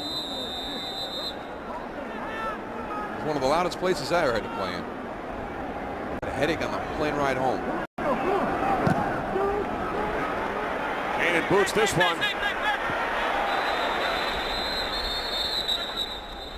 With help from the wind, Eagles will start from the 20. Today's game on Fox is sponsored by Visa. More people go with Visa.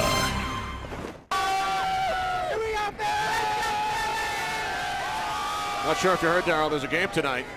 Next door? Across the way. Game 2. Phillies, Giants. How'd you enjoy the action last night? I had a great time. Beautiful ballpark. Didn't like the outcome, but we got another shot tonight. My wife's from Philadelphia, so we are a Phillies household.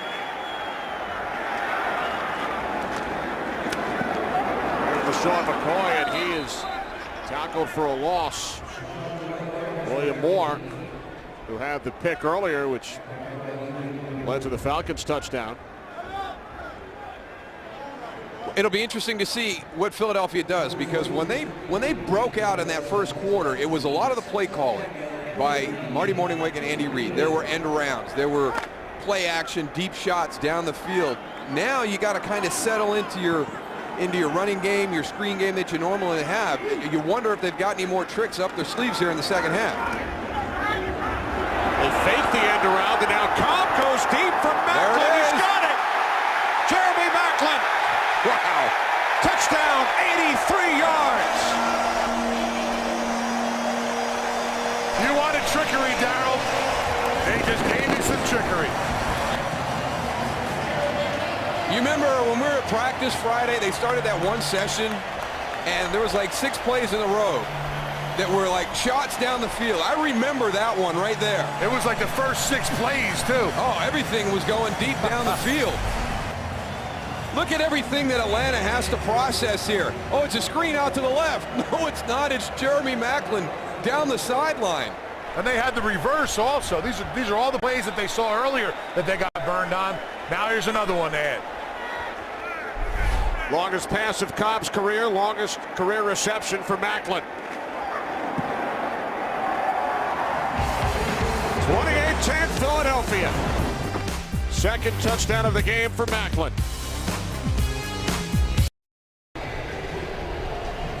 All right, take a look at this. Watch the sell job by Jeremy Macklin. He's on the screen to the right. Look at all the action on your left box that the defense has to process. Fake handoff, reverse. Jeremy Macklin completely sells the defense.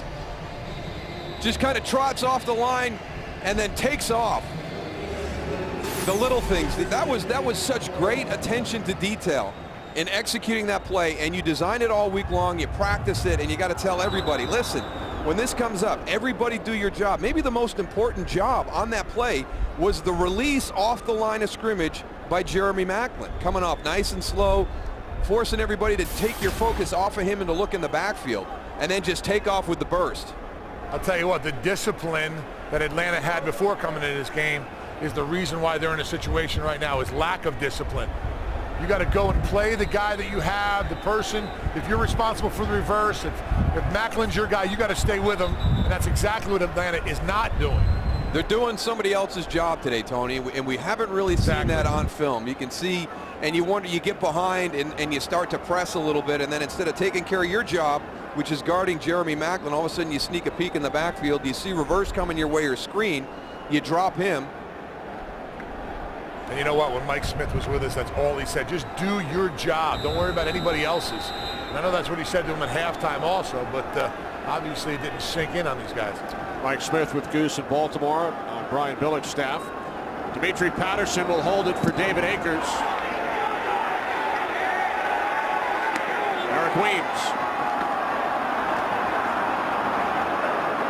Weems tackled at the 22-yard line. Career high third touchdown pass of the day, Kevin Cobb.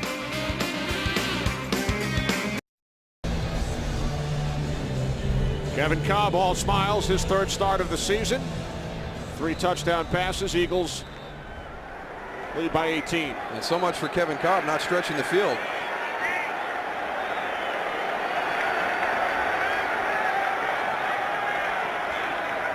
Falcons start from their own 22-yard line. Ryan hands it off to Turner. Turns the corner out of bounds as he crosses the 25-yard line. Just a contrast in styles here this afternoon offensively. At the Atlanta Falcons, methodical with their game plan. They're staying with it. It's a run-first mentality, play action. They'll take some shots down the field. And this Eagles offense showing how explosive it can be. Just killing Atlanta with the gadget plays. Reverse, fake reverse. I don't even know what you call that next one, Darryl. Fakes handoff, fake reverse, downfield score. How's that? Sounds good. Quick strikes, quick scoring drives for the Eagles.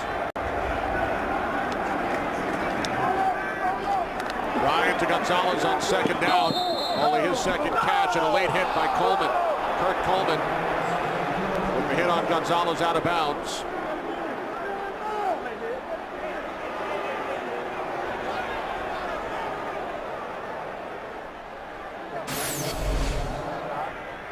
Tony Gonzalez breaks the tackle there. After play was over, personal foul, unnecessary roughness, defense, 15 yards from the end of the play, first down. If you hold your hands up, you're usually going to get in trouble. Yeah, You've done something.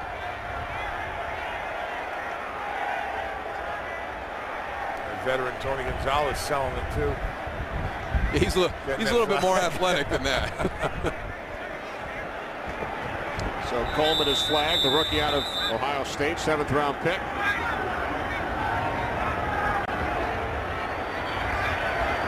From the 45-yard line. Ryan's pass is broken up. Quentin Michael got his hand in front of Gonzalez. There's been a couple matchups we've talked about today, and Philadelphia is winning the majority of them. You know, how are they going to defend Tony Gonzalez? This time it's Quentin Michael. Maybe gets away with a little bit of contact there. Good position, knocks that ball down. Offensively, King Dunlap has been good with his protection.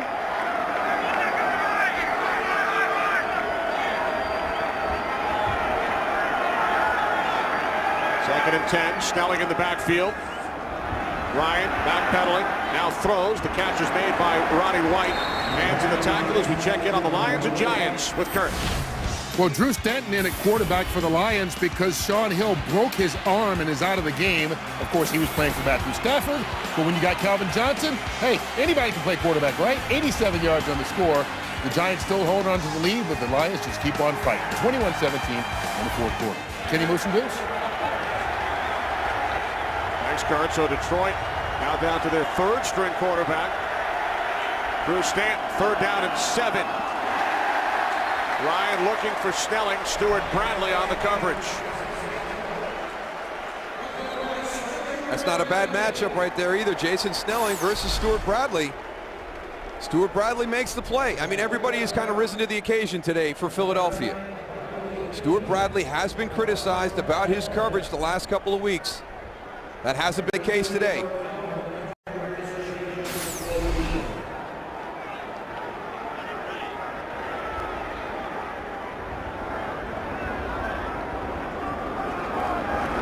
Punting from his own 38-yard line. End over end. There's a penalty marker and a fair catch at the 11-yard line by Jorah Calvin.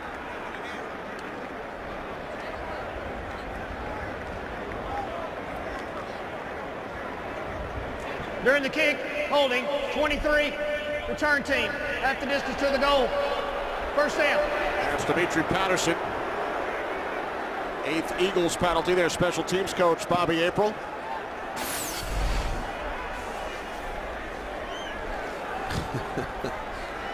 You got to do that late. Sometimes the eye comes off the gunner on the outside, but not early on. They're going to have their eye on you. Now we'll have our eye on the Cowboys and the Vikings coming up. Tony Romo against Brett Favre. Game 2 for Randy Moss since the trade from New England to Minnesota. Game 2 of our Fox doubleheader coming up. There you go. That shows you how explosive this Eagles offense can be. 2 of their 4 scoring drives, just 2 plays.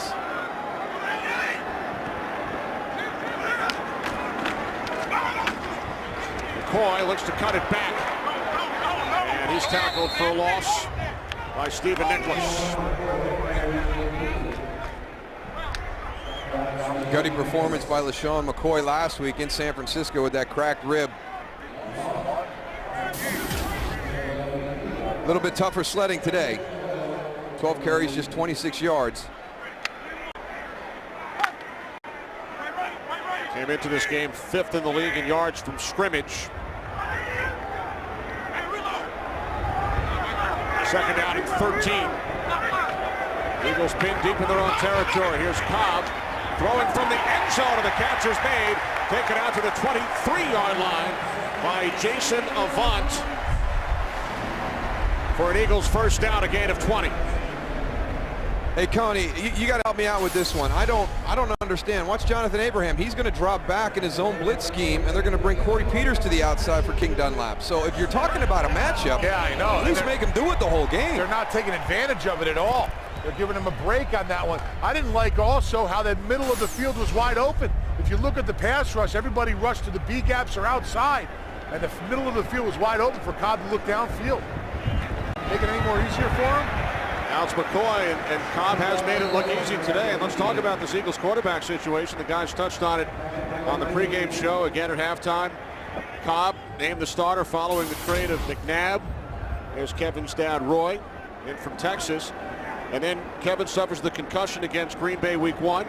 Vic has a great game week 2, and Andy Reid says he's my starter for the remainder of this season. Well, I think it doesn't really matter. Andy Reid cannot flip-flop again back. If Kevin plays again next week the way he's played today, you look at him 19 of 24, 277, long shots down the field. His big play opportunities, he's been perfect. It's not easy to hit Jeremy Maclin in stride for an 83-yard touchdown pass. Now, what Andy Reid has said is, and we saw this, Tony, because we had Philadelphia in the preseason against Cincinnati, and Michael Vick did not look good at all in that game. And then when he came in against Green Bay, he looked really good. And then against Detroit, I mean, Detroit should have sacked him 13 times, and he made play after play after play. So I think all of a sudden Andy Reid saw that, and he's like, you know what? It's different. It's a different scenario. And there he is today. That was the knock on Kevin Cobb coming in. You know, especially in that Washington game, he was checking the ball down. Well, Washington played very differently defensively than Atlanta has today. Atlanta's given the opportunity for him to stretch the field, and he's been perfect. Another perfect pass on 3rd and 5. Cobb hitting Brent Selleck, who signals first down after a gain of 14. You know, if you're Andy, it's a pretty nice problem to have, Darryl, when you have two quarterbacks, you know, out there that can do different things, but both get the job done. And like you said, Kevin Cobb today just playing lights out. And if he comes back next week and has the same kind of game, I don't know what Andy's going to do. I know it's tough to flip-flop back and forth, but you got to keep with who's hot right now. Here's McCoy to midfield. I don't think you do, Tony. I don't think you go with who's hot. William Moore just completely lost his composure. Cost him 15 yards. Well, that's exactly what Andy did with Michael Vick. You know, Mike was, went in there, and all of a sudden he got hot and he stayed with him. Personal foul, 25. Defense, unnecessary roughness. 15 yards from the end of the play. First down. Losing their composure. Now, this is it's just a good block by Jason Avant. You know, he's hustling downfield. That's a good block. That's not a flag. You can't stand over and taunt a player, Tony. Well, he comes at my knees, we're going to have a problem. Well, you're going to get flagged. I would have made sure that I did something so I deserved the 15 yards, not that little push like that. Yeah, he went through his thigh. It was a knee. Come on. It's a wide receiver against a safety. I don't go for that. Moore replaced by Eric Coleman. Off the play fake. Cobb gets rid of it. He was under pressure from Jamal Anderson. We talked about the wind situation down here. You can hear it when I talk. I mean, my pants are almost blowing off me right now. The wind is completely different. Tony, God forbid. I'm holding on, Moose. Don't worry. I don't want to shock anybody. Cinch up the belt, please. But the wind is definitely a factor down here on the field. It's almost like going in a circle, and it could be affecting some of these throws. I mean, not so far, but defense is obviously seeing the wind conditions also. Can we get you a belt goose? I got one. From the 35, here's McCoy. just one.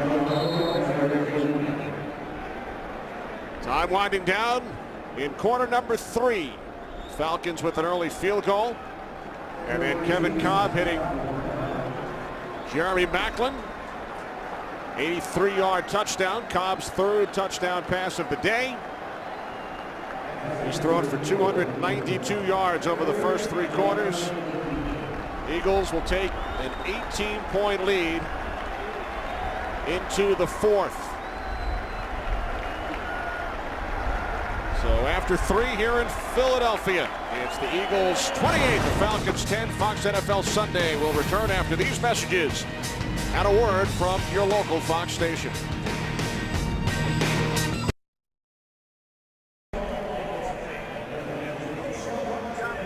Eagles fans enjoying this one as Philadelphia looks to win their 2nd straight, 4th in the last 5.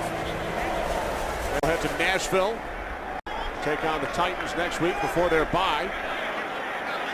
Falcons will play their next 3 at home. 3rd down and 9. Eagles keep it on the ground with McCoy. Loses the football, but it rolls out of bounds. He was down. Great vision by McCoy on the cutback. Watch him right here. He's supposed to go left. He goes, he stops. Wow. Keeps, I mean, a little Barry Sanders-ish. Darryl, I don't know. Oh, that's I don't know. You see that one right? That cut right there. I sort of had flashbacks because I was the guy diving at him and grabbed nothing but air. Barry Sanders. Oh, say that name, like the chills go down my spine. I'll be embarrassed. All right, this is a 47-yard attempt from the right hash. The kick by Akers is wide to the left once again. He was wide left from 37 back in the 2nd quarter, and now wide left from 47 yards out.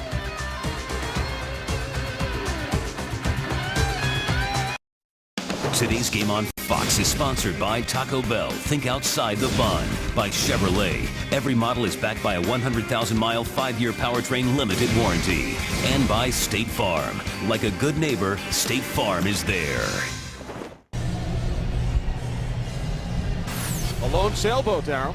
Yeah, and a lone kicker now. David Akers a little bit frustrated. And Tony's been talking about the wind. He had to get that one started. You got to start it down the right side. That one was left of the uprights the whole time and just stayed out there. So Akers 0 for 2 today. Now Ryan firing downfield, and the pass is short, intended for Roddy White. Brandon Graham is down for the Philadelphia Eagles. Eagles' 1st-round pick out of Michigan.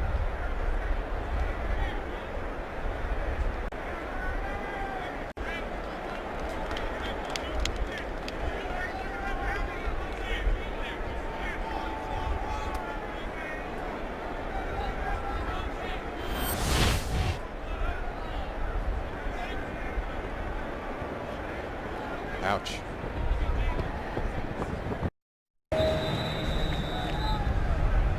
Eagles medical staff tending to injured rookie Brandon Graham. 2nd and 10 for the Falcons from their own 37. Ryan's pass nearly picked off. Roddy White, the intended receiver, Ellis Hobbs, broke it up. Almost blocked by somebody's feet. Well, that was a great blitz pickup.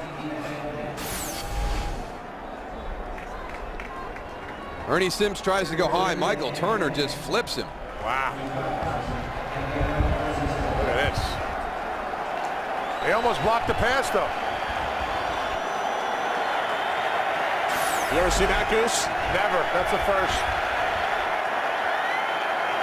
3rd down and 10. This pass deflected by a hand. Trevor Laws. Eagles doing a great job of mixing it up on who's coming, who's dropping. Saw a couple defensive linemen drop one time. Everyone getting their hands up. They're not making it easy for Matt Ryan to get the ball downfield.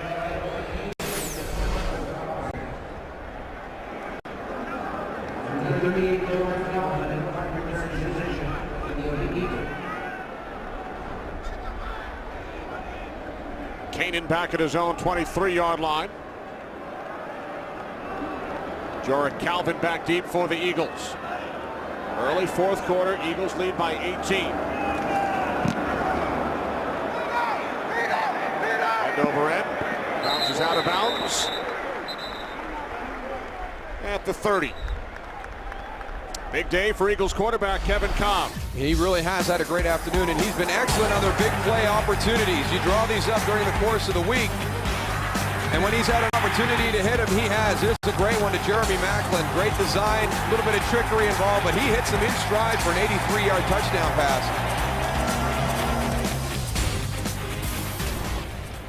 Cobb's numbers, we've been talking about Michael Vick, who has started 3 games for the Eagles this season. They've won 2 out of the 3. Injured in the game against Washington 2 weeks ago. Listed as the 3rd quarterback today. He spent the day in the Eagles locker room. There's Kevin's dad once again, enjoying the action here in Philadelphia. Cobb off his back foot, complete out at the 32-yard line to Sean McCoy. Stephen Nicholas made the tackle. In case you're wondering, the Eagles backup is Mike Kafka, rookie 4th-round draft pick out of Northwestern. Led the Big Ten in passing yards last season.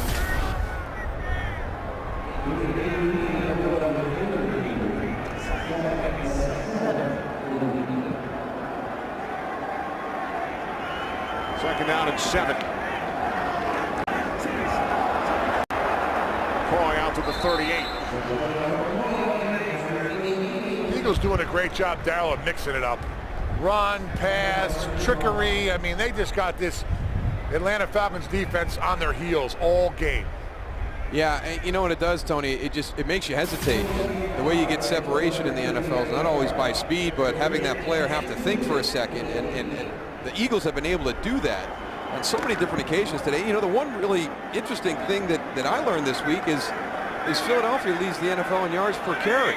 You know, you don't think of them as that type of team, but then when you watch how they do their running game with plays like that, with the reverses and the end arounds we saw earlier in this game, it's just so many things you have to defend. It's not a power running game. You know, it's not somebody that's going to run, you know, different kind of G schemes and pulling linemen. You know, it's getting a guy like LaShawn McCoy on the edge and putting a linebacker like Stephen Nicholas in the situation where he's got to make an open field tackle. And, you know, Andy Reid will take that matchup all day long with LaShawn McCoy on the edge, one-on-one.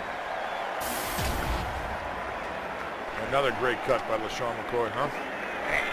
55 yards on the ground for McCoy, and a couple of their big runs earlier were on those gadget plays to Deshaun Jackson.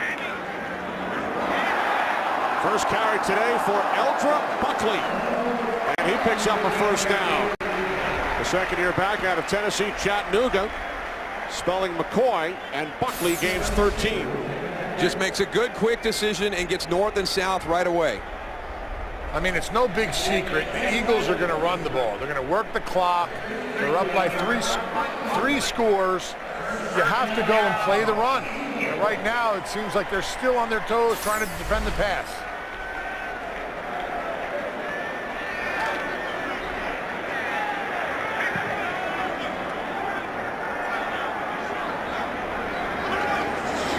From the 43-yard line of the Falcons, this is Buckley once again. Let's check in on the Packers and the Dolphins with Kurt. Well, the Packers definitely a different team than the Eagles saw week 1. They're struggling with injuries and looking like it right now against the Dolphins. Chad Henne hooking up with Anthony Fasano on a 22-yard score, and they're at Lambeau. The Packers are down by a touchdown with 5 minutes left to go to the Dolphins. Kenny Moose and Goose. You know, one of the big injuries this week, and it's good to see Aaron Rodgers on the field after suffering that mild concussion, but Jermichael Finley. I mean, that really changes Green Bay's offense. And he is such a dynamic player from the tight end spot. That's going to be a tough one if he has to go on IR. Second down and 4. McCoy found a hole, picks up another Eagles first down. We saw Buckley carry the ball twice. Eagles traded Mike Bell to Cleveland, the backup running back this week for Jerome Harrison, who gained close to 900 yards for the Browns last year. Harrison practiced the last couple of days with the Eagles, but not active for today's game. You talk about the Dolphins. leading the Packers on the road. Miami making their way through the tough NFC North. They've already won a game in Minnesota this year. Under 10 minutes remaining here in Philadelphia. From the Falcons' 28-yard line. McCoy cuts it back inside.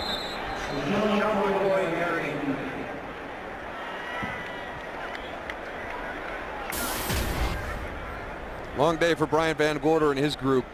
They just have never been able to get into a rhythm. And Marty Morningweg has been one step ahead of his group all afternoon. And he gives you a lot to think about, Marty Morningweg does. So, and this, this defense knew that. You talk to the guys and they're like, hey, they throw everything at us and we got to be ready for screens and boots and gadget plays. And well, I bet you they got some things today they didn't even expect to get. Just a great game plan, good play calling. They've kept Atlanta on their heels all afternoon. Falcons defense that had allowed only 14 points per game coming in. This is Buckley. Buckley down to the 26-yard line. Gain of 3. And we got to talk about King Dunlap. They have done some things to protect him, but that was a concern coming in. And he's done a good job. He's had some help with some play calling and some designs and some different things. But there's been a number of times during the course of this afternoon that he's been one-on-one with John Abraham, one-on-one with a pass rusher from the outside, and he's done a nice job. He really has. For his first start, I'll tell you, I was really looking at him as a weak link on that offensive line, but he really surprised me. First career start goes filling in for a 3-time Pro Bowler in Jason Peters. 3rd down and 7. Cobb rolling to his right. He throws, and the catch is made by Jeremy Maclin. He's had a big day. Maclin gains 6, and Cobb goes over 300 yards for the 3rd time in his career. Remember, last season he became the first quarterback ever to throw for at least 300 in his first 2 career starts. All right, Tony, tell him he's got to aim it to the right upright. I'm going to go stand under the upright. Inside the right upright. Start it on the inside of the right upright and let it drift back to the middle. Right here on that? It's good? You can see me. No. Is it going to go that way? Yeah. Lakers 0 for 2. Come on, Goose. Wide left for the 3rd time today. Hi, Goose. Over here. He didn't see me, Darryl. Wasn't aiming for you, I guess. Uncharacteristic afternoon for Akers. Today's game is sponsored by Chevrolet. Every model is backed by a 100,000-mile, 5-year powertrain limited warranty.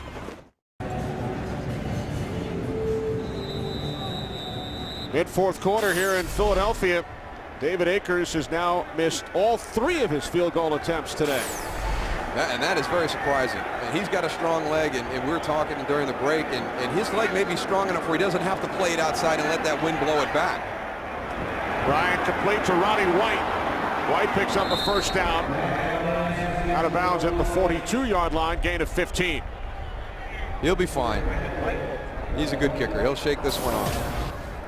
It's tough, man. That wind is really howling down here. I think he played too much into the wind. It's not as strong as he thought it was. See right there, that flag. From the 42 on 1st down. Ryan to Jenkins. Another nice catch made by Michael Jenkins at the Eagles' 37-yard line. A nice throw also by Matt Ryan on that. Boy, Michael Jenkins had a nice game, his first game back. Nate Allen thought he was going to be able to undercut that one, and Matt got it right over the outstretched fingertips. 21 yards, Jenkins' 5th catch. Falcons keep it on the ground with Snelling. Tackle by Coleman after a gain of 9. By the way, guys, for David Akers, first time in his terrific career that he has missed 3 field goals in 1 game. He's been with the Eagles for the entire Andy Reid era. He's represented them in 4 Pro Bowls. Had never missed 3 in a game. 2nd down and 1. Ryan looking for Jenkins. Deflected twice. First by Dimitri Patterson. And then Coleman. And Coleman is shaken up. This will be a tough spot here because Philadelphia only has the 3 safeties healthy. So he got the wind knocked out of him there on the fall. Yeah, right on his back. Yeah, gets the legs knocked out. Boom, right on his back.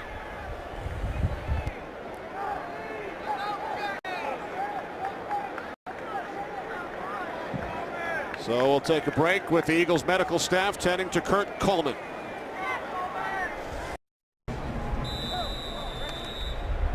Many of these fans getting ready to perhaps head across the street. Game 2 of the NLCS tonight on Fox. Eagles lead the Falcons 28-10. 3rd down and 1. Pass is caught by Harry Douglas for a Falcons first down.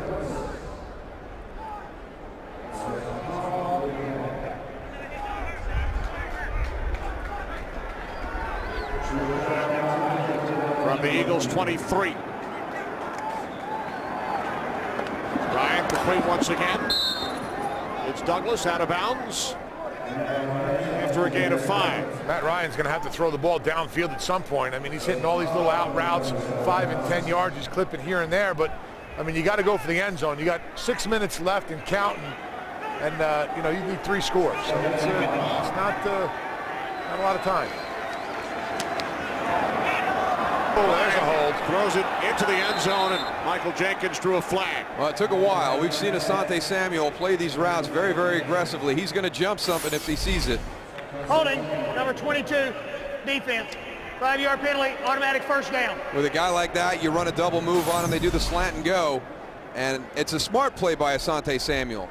Don't let it get over the top for a touchdown. Take the penalty.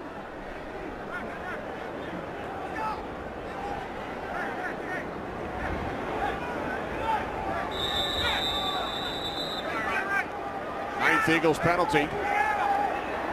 Falcons have committed just 2.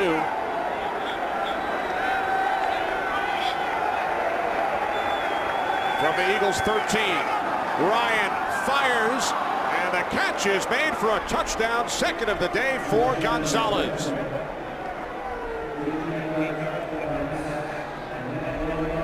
Well, you're not going to miss it twice, and it's kind of the same spot on the field we saw in the first half. And they missed Tony Gonzalez. Watch Jaquay Parker, number 75. He's going to drop back and try and get underneath this, a big defensive end. But he loses sight of the ball. See him put his hands up on his head. He's like, uh-oh. That's sort of the matchup that you want right there.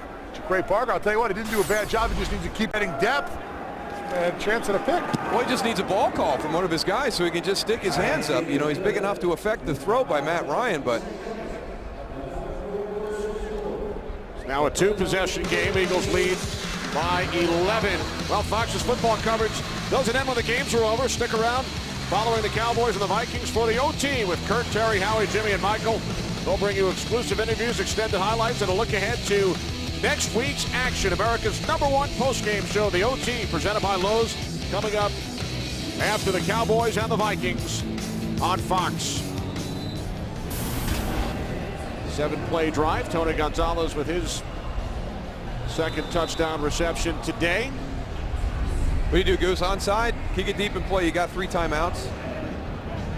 I kick it deep and play.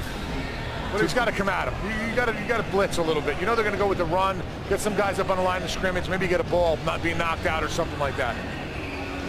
Can't play him soft like they've been playing him, though, Daryl. No. But see, I like kicking it deep in this situation because if Philadelphia's got their onside kick formation now they're motioning somebody to come up. They think they've got something figured out.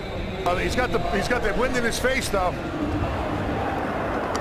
Falcons attempt the onside kick. Ball loose. Looked like Bierman had a chance. Now it's just a free-for-all down there because that ball was loose on the ground.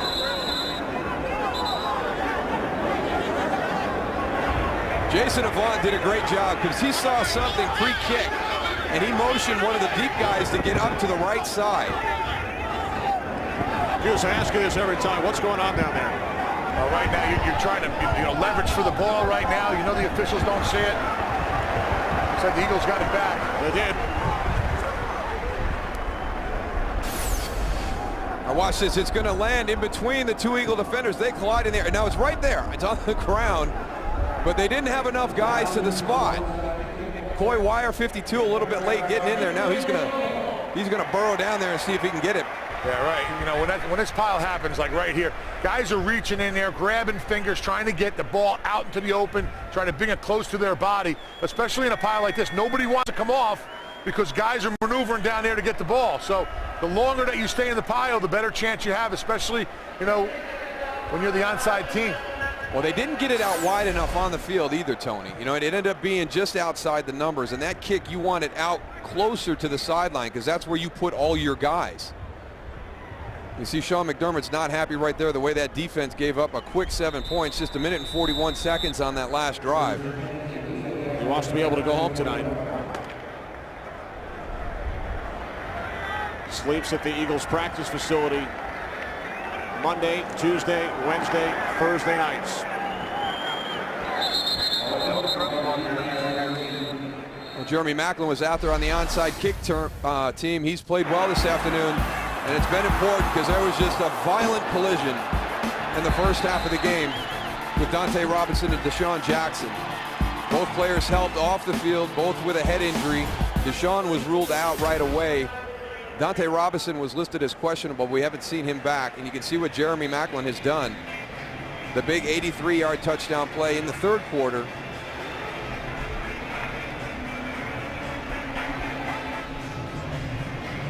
The one thing that Philadelphia has is they have some explosive skill players. And the question today coming in was, how will this offensive line do against Atlanta's defense? They've done a great job there. Kevin Cobb has done an excellent job of hitting the big plays. It's designed, it's practiced all week, and then you got to execute it on Sunday. And he's done a great job of finishing all those big shots down the field. Second and 10 from the Falcons 44. Eldra Buckley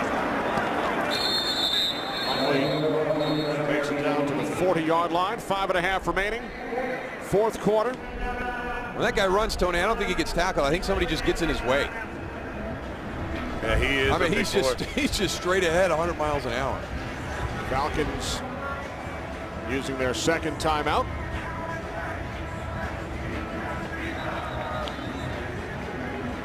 We showed you earlier in the game all the transition that's happened with Philadelphia's offensive line from their starting 5 at training camp to where they are right now, and there was a nice afternoon by that group. 4.5 per carry, only 1 sack. Juan Castillo's done a great job with his guys because he's been dealt a pretty tough hand with the amount of change he's had to deal with.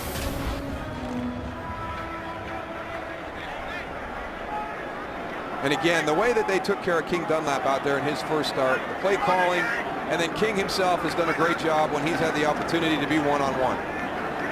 Cobb steps up on 3rd and 7 and finds his man for a first down. Brent Selleck, who takes it all the way down to the Falcons' 17-yard line. Selleck gaining 24. Well, we've talked about all the different ways they've protected King Dunlap, but, you know, eventually he's just got to go. He's got to play one-on-one against Jonathan Abraham. And there's a real nice job. I mean, Jonathan didn't get close. Does a nice job of extending his arms, Darryl. He's got long arms. I mean, and if you just go and get that on a defender, it's so difficult to go and rush the pass or even get around him because he's so mammoth of a human being.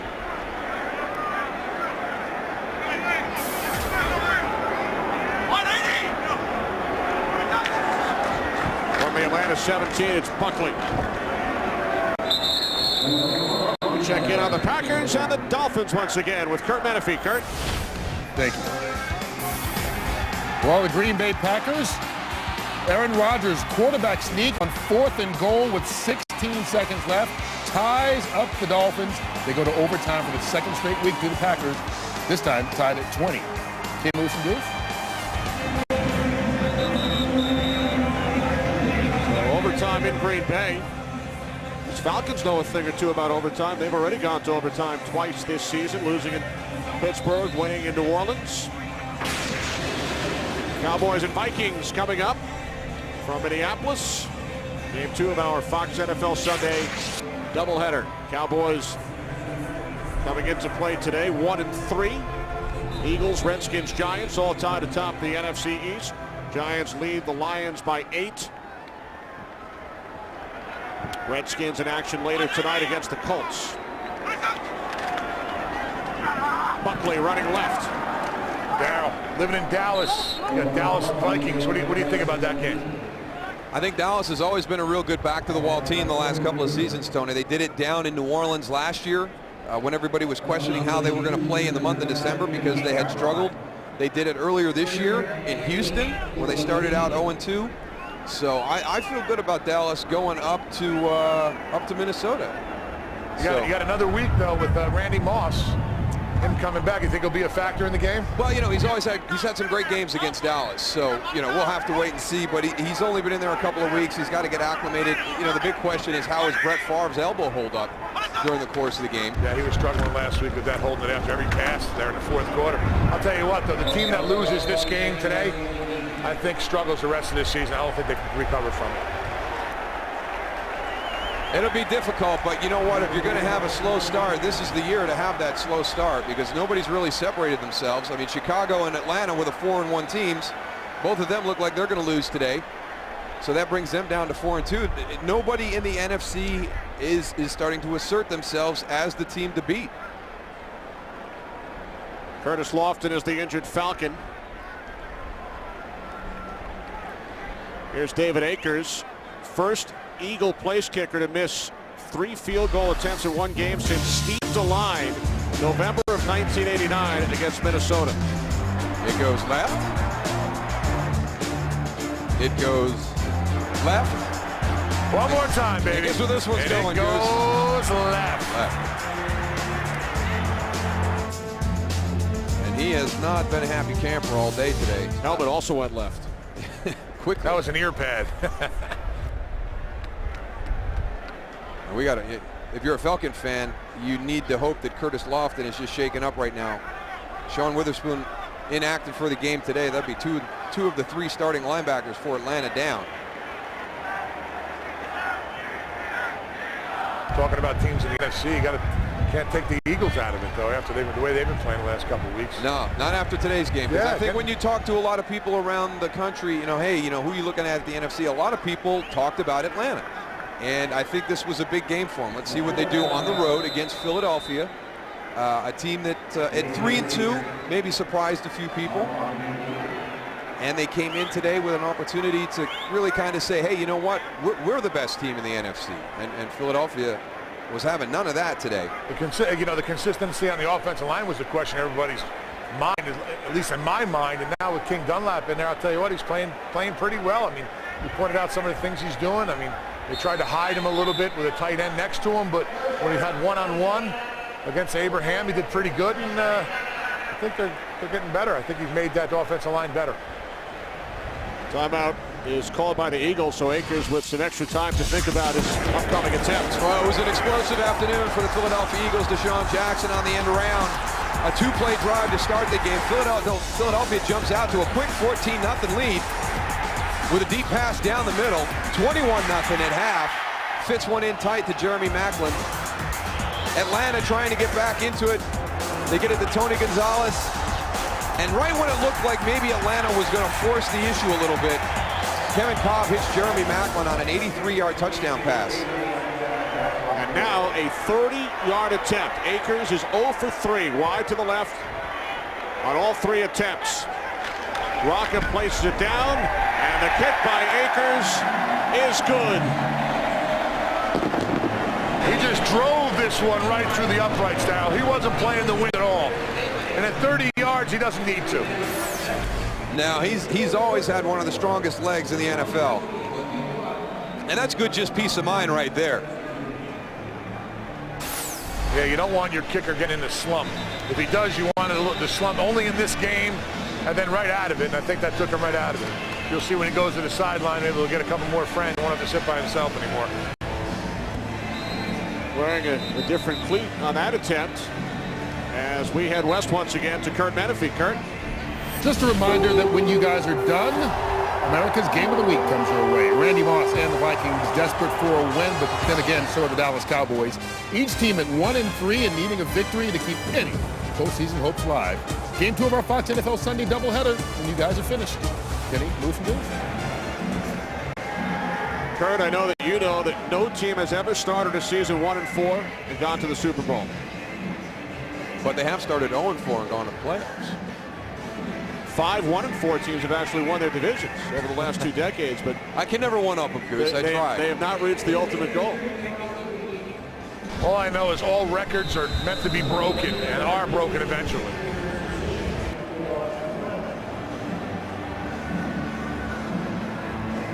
I remember, Darryl, when I was playing with Baltimore, they said no team has gotten 5 games and not scored a touchdown and won a Super Bowl. They can't say that anymore either. Well, you guys did it back in 2000. Weems takes a knee with 3:01 remaining. Big reunion next week for me, Darryl. I know, 10 years. Yeah, it's amazing, isn't it? How fast does that go? 10 years ago, won the Super Bowl. Man. I look for my gray. I think I got gray hair now. Many of you guys will be getting together in Baltimore next weekend following the Ravens game. It'd be great to see all the guys that you played with, and Darryl, you got 3 teams that you get to go and bring back, and so it's just going to be nice to see the guys. Ryan firing downfield on first down, and the catch is made by Roddy White. Asante Samuel had a chance, and White gains 26. Good concentration by Roddy White on the deflection off Asante Samuel.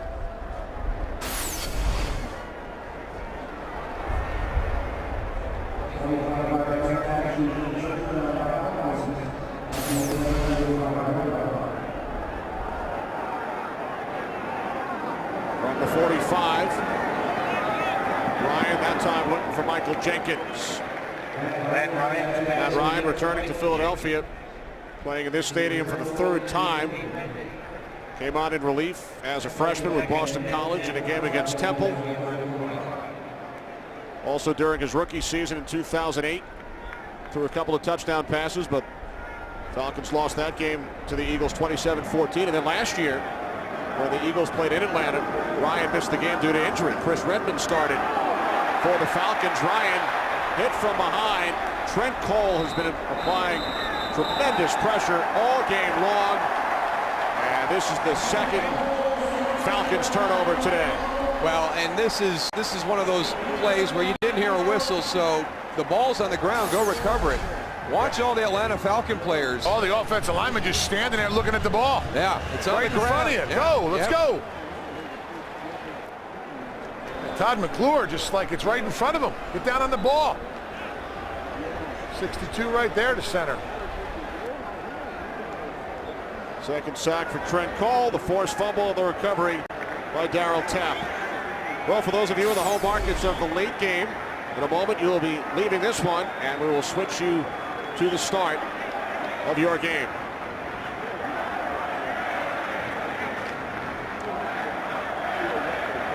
As a quarterback in the NFL, you got to have a little bit of something about you. And that's when I talk about intangibles with Matt Ryan. He is a competitor. He is not happy with that call. He felt that his arm was coming forward. It should have been an incomplete pass.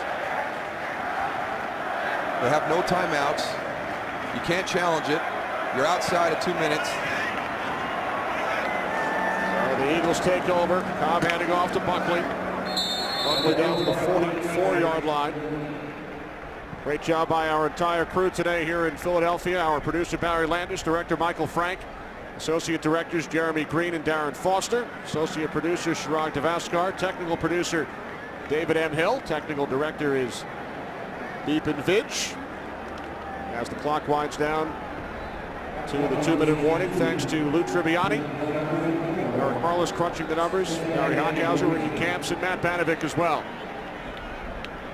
Not a happy homecoming for Matt Ryan back in his hometown at the 2-minute warning with his Falcons trailing by 2 touchdowns. All Eagles today. We'll be right back.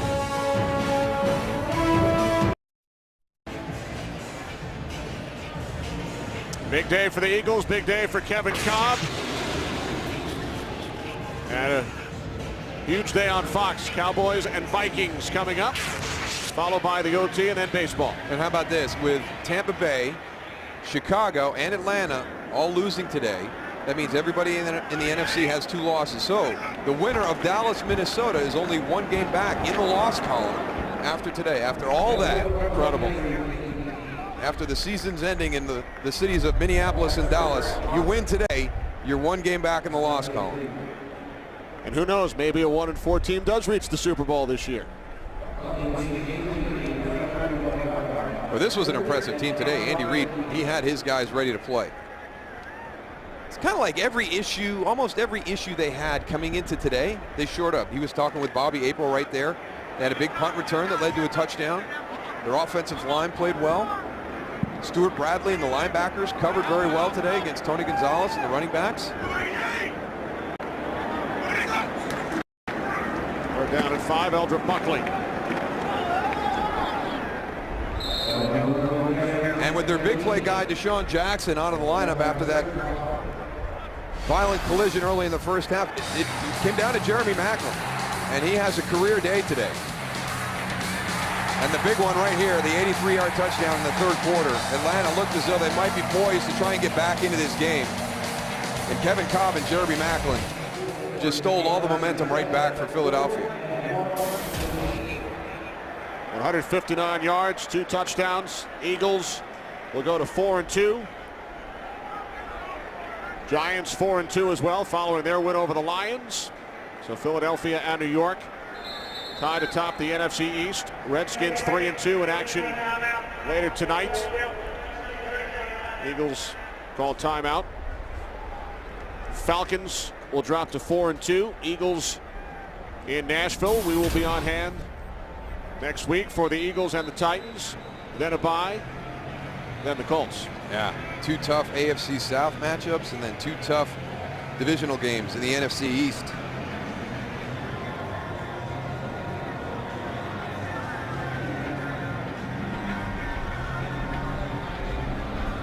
Eagles will win at home for the first time this season.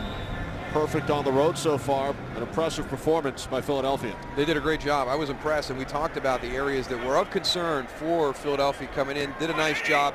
Very surprised by Atlanta. You know, you watched them on film, and they were very consistent, fundamentally sound. And Philadelphia, from the first drive, came out today and forced them to play an uncharacteristically mistake-prone afternoon. Kevin Cobb celebrates, as do the Eagles and their fans. A 31-17 victory at home over the Atlanta Falcons. For Darryl Johnston and Tony Siragusa, this is Kenny Albert saying so long. The Cowboys and Vikings coming up after these messages.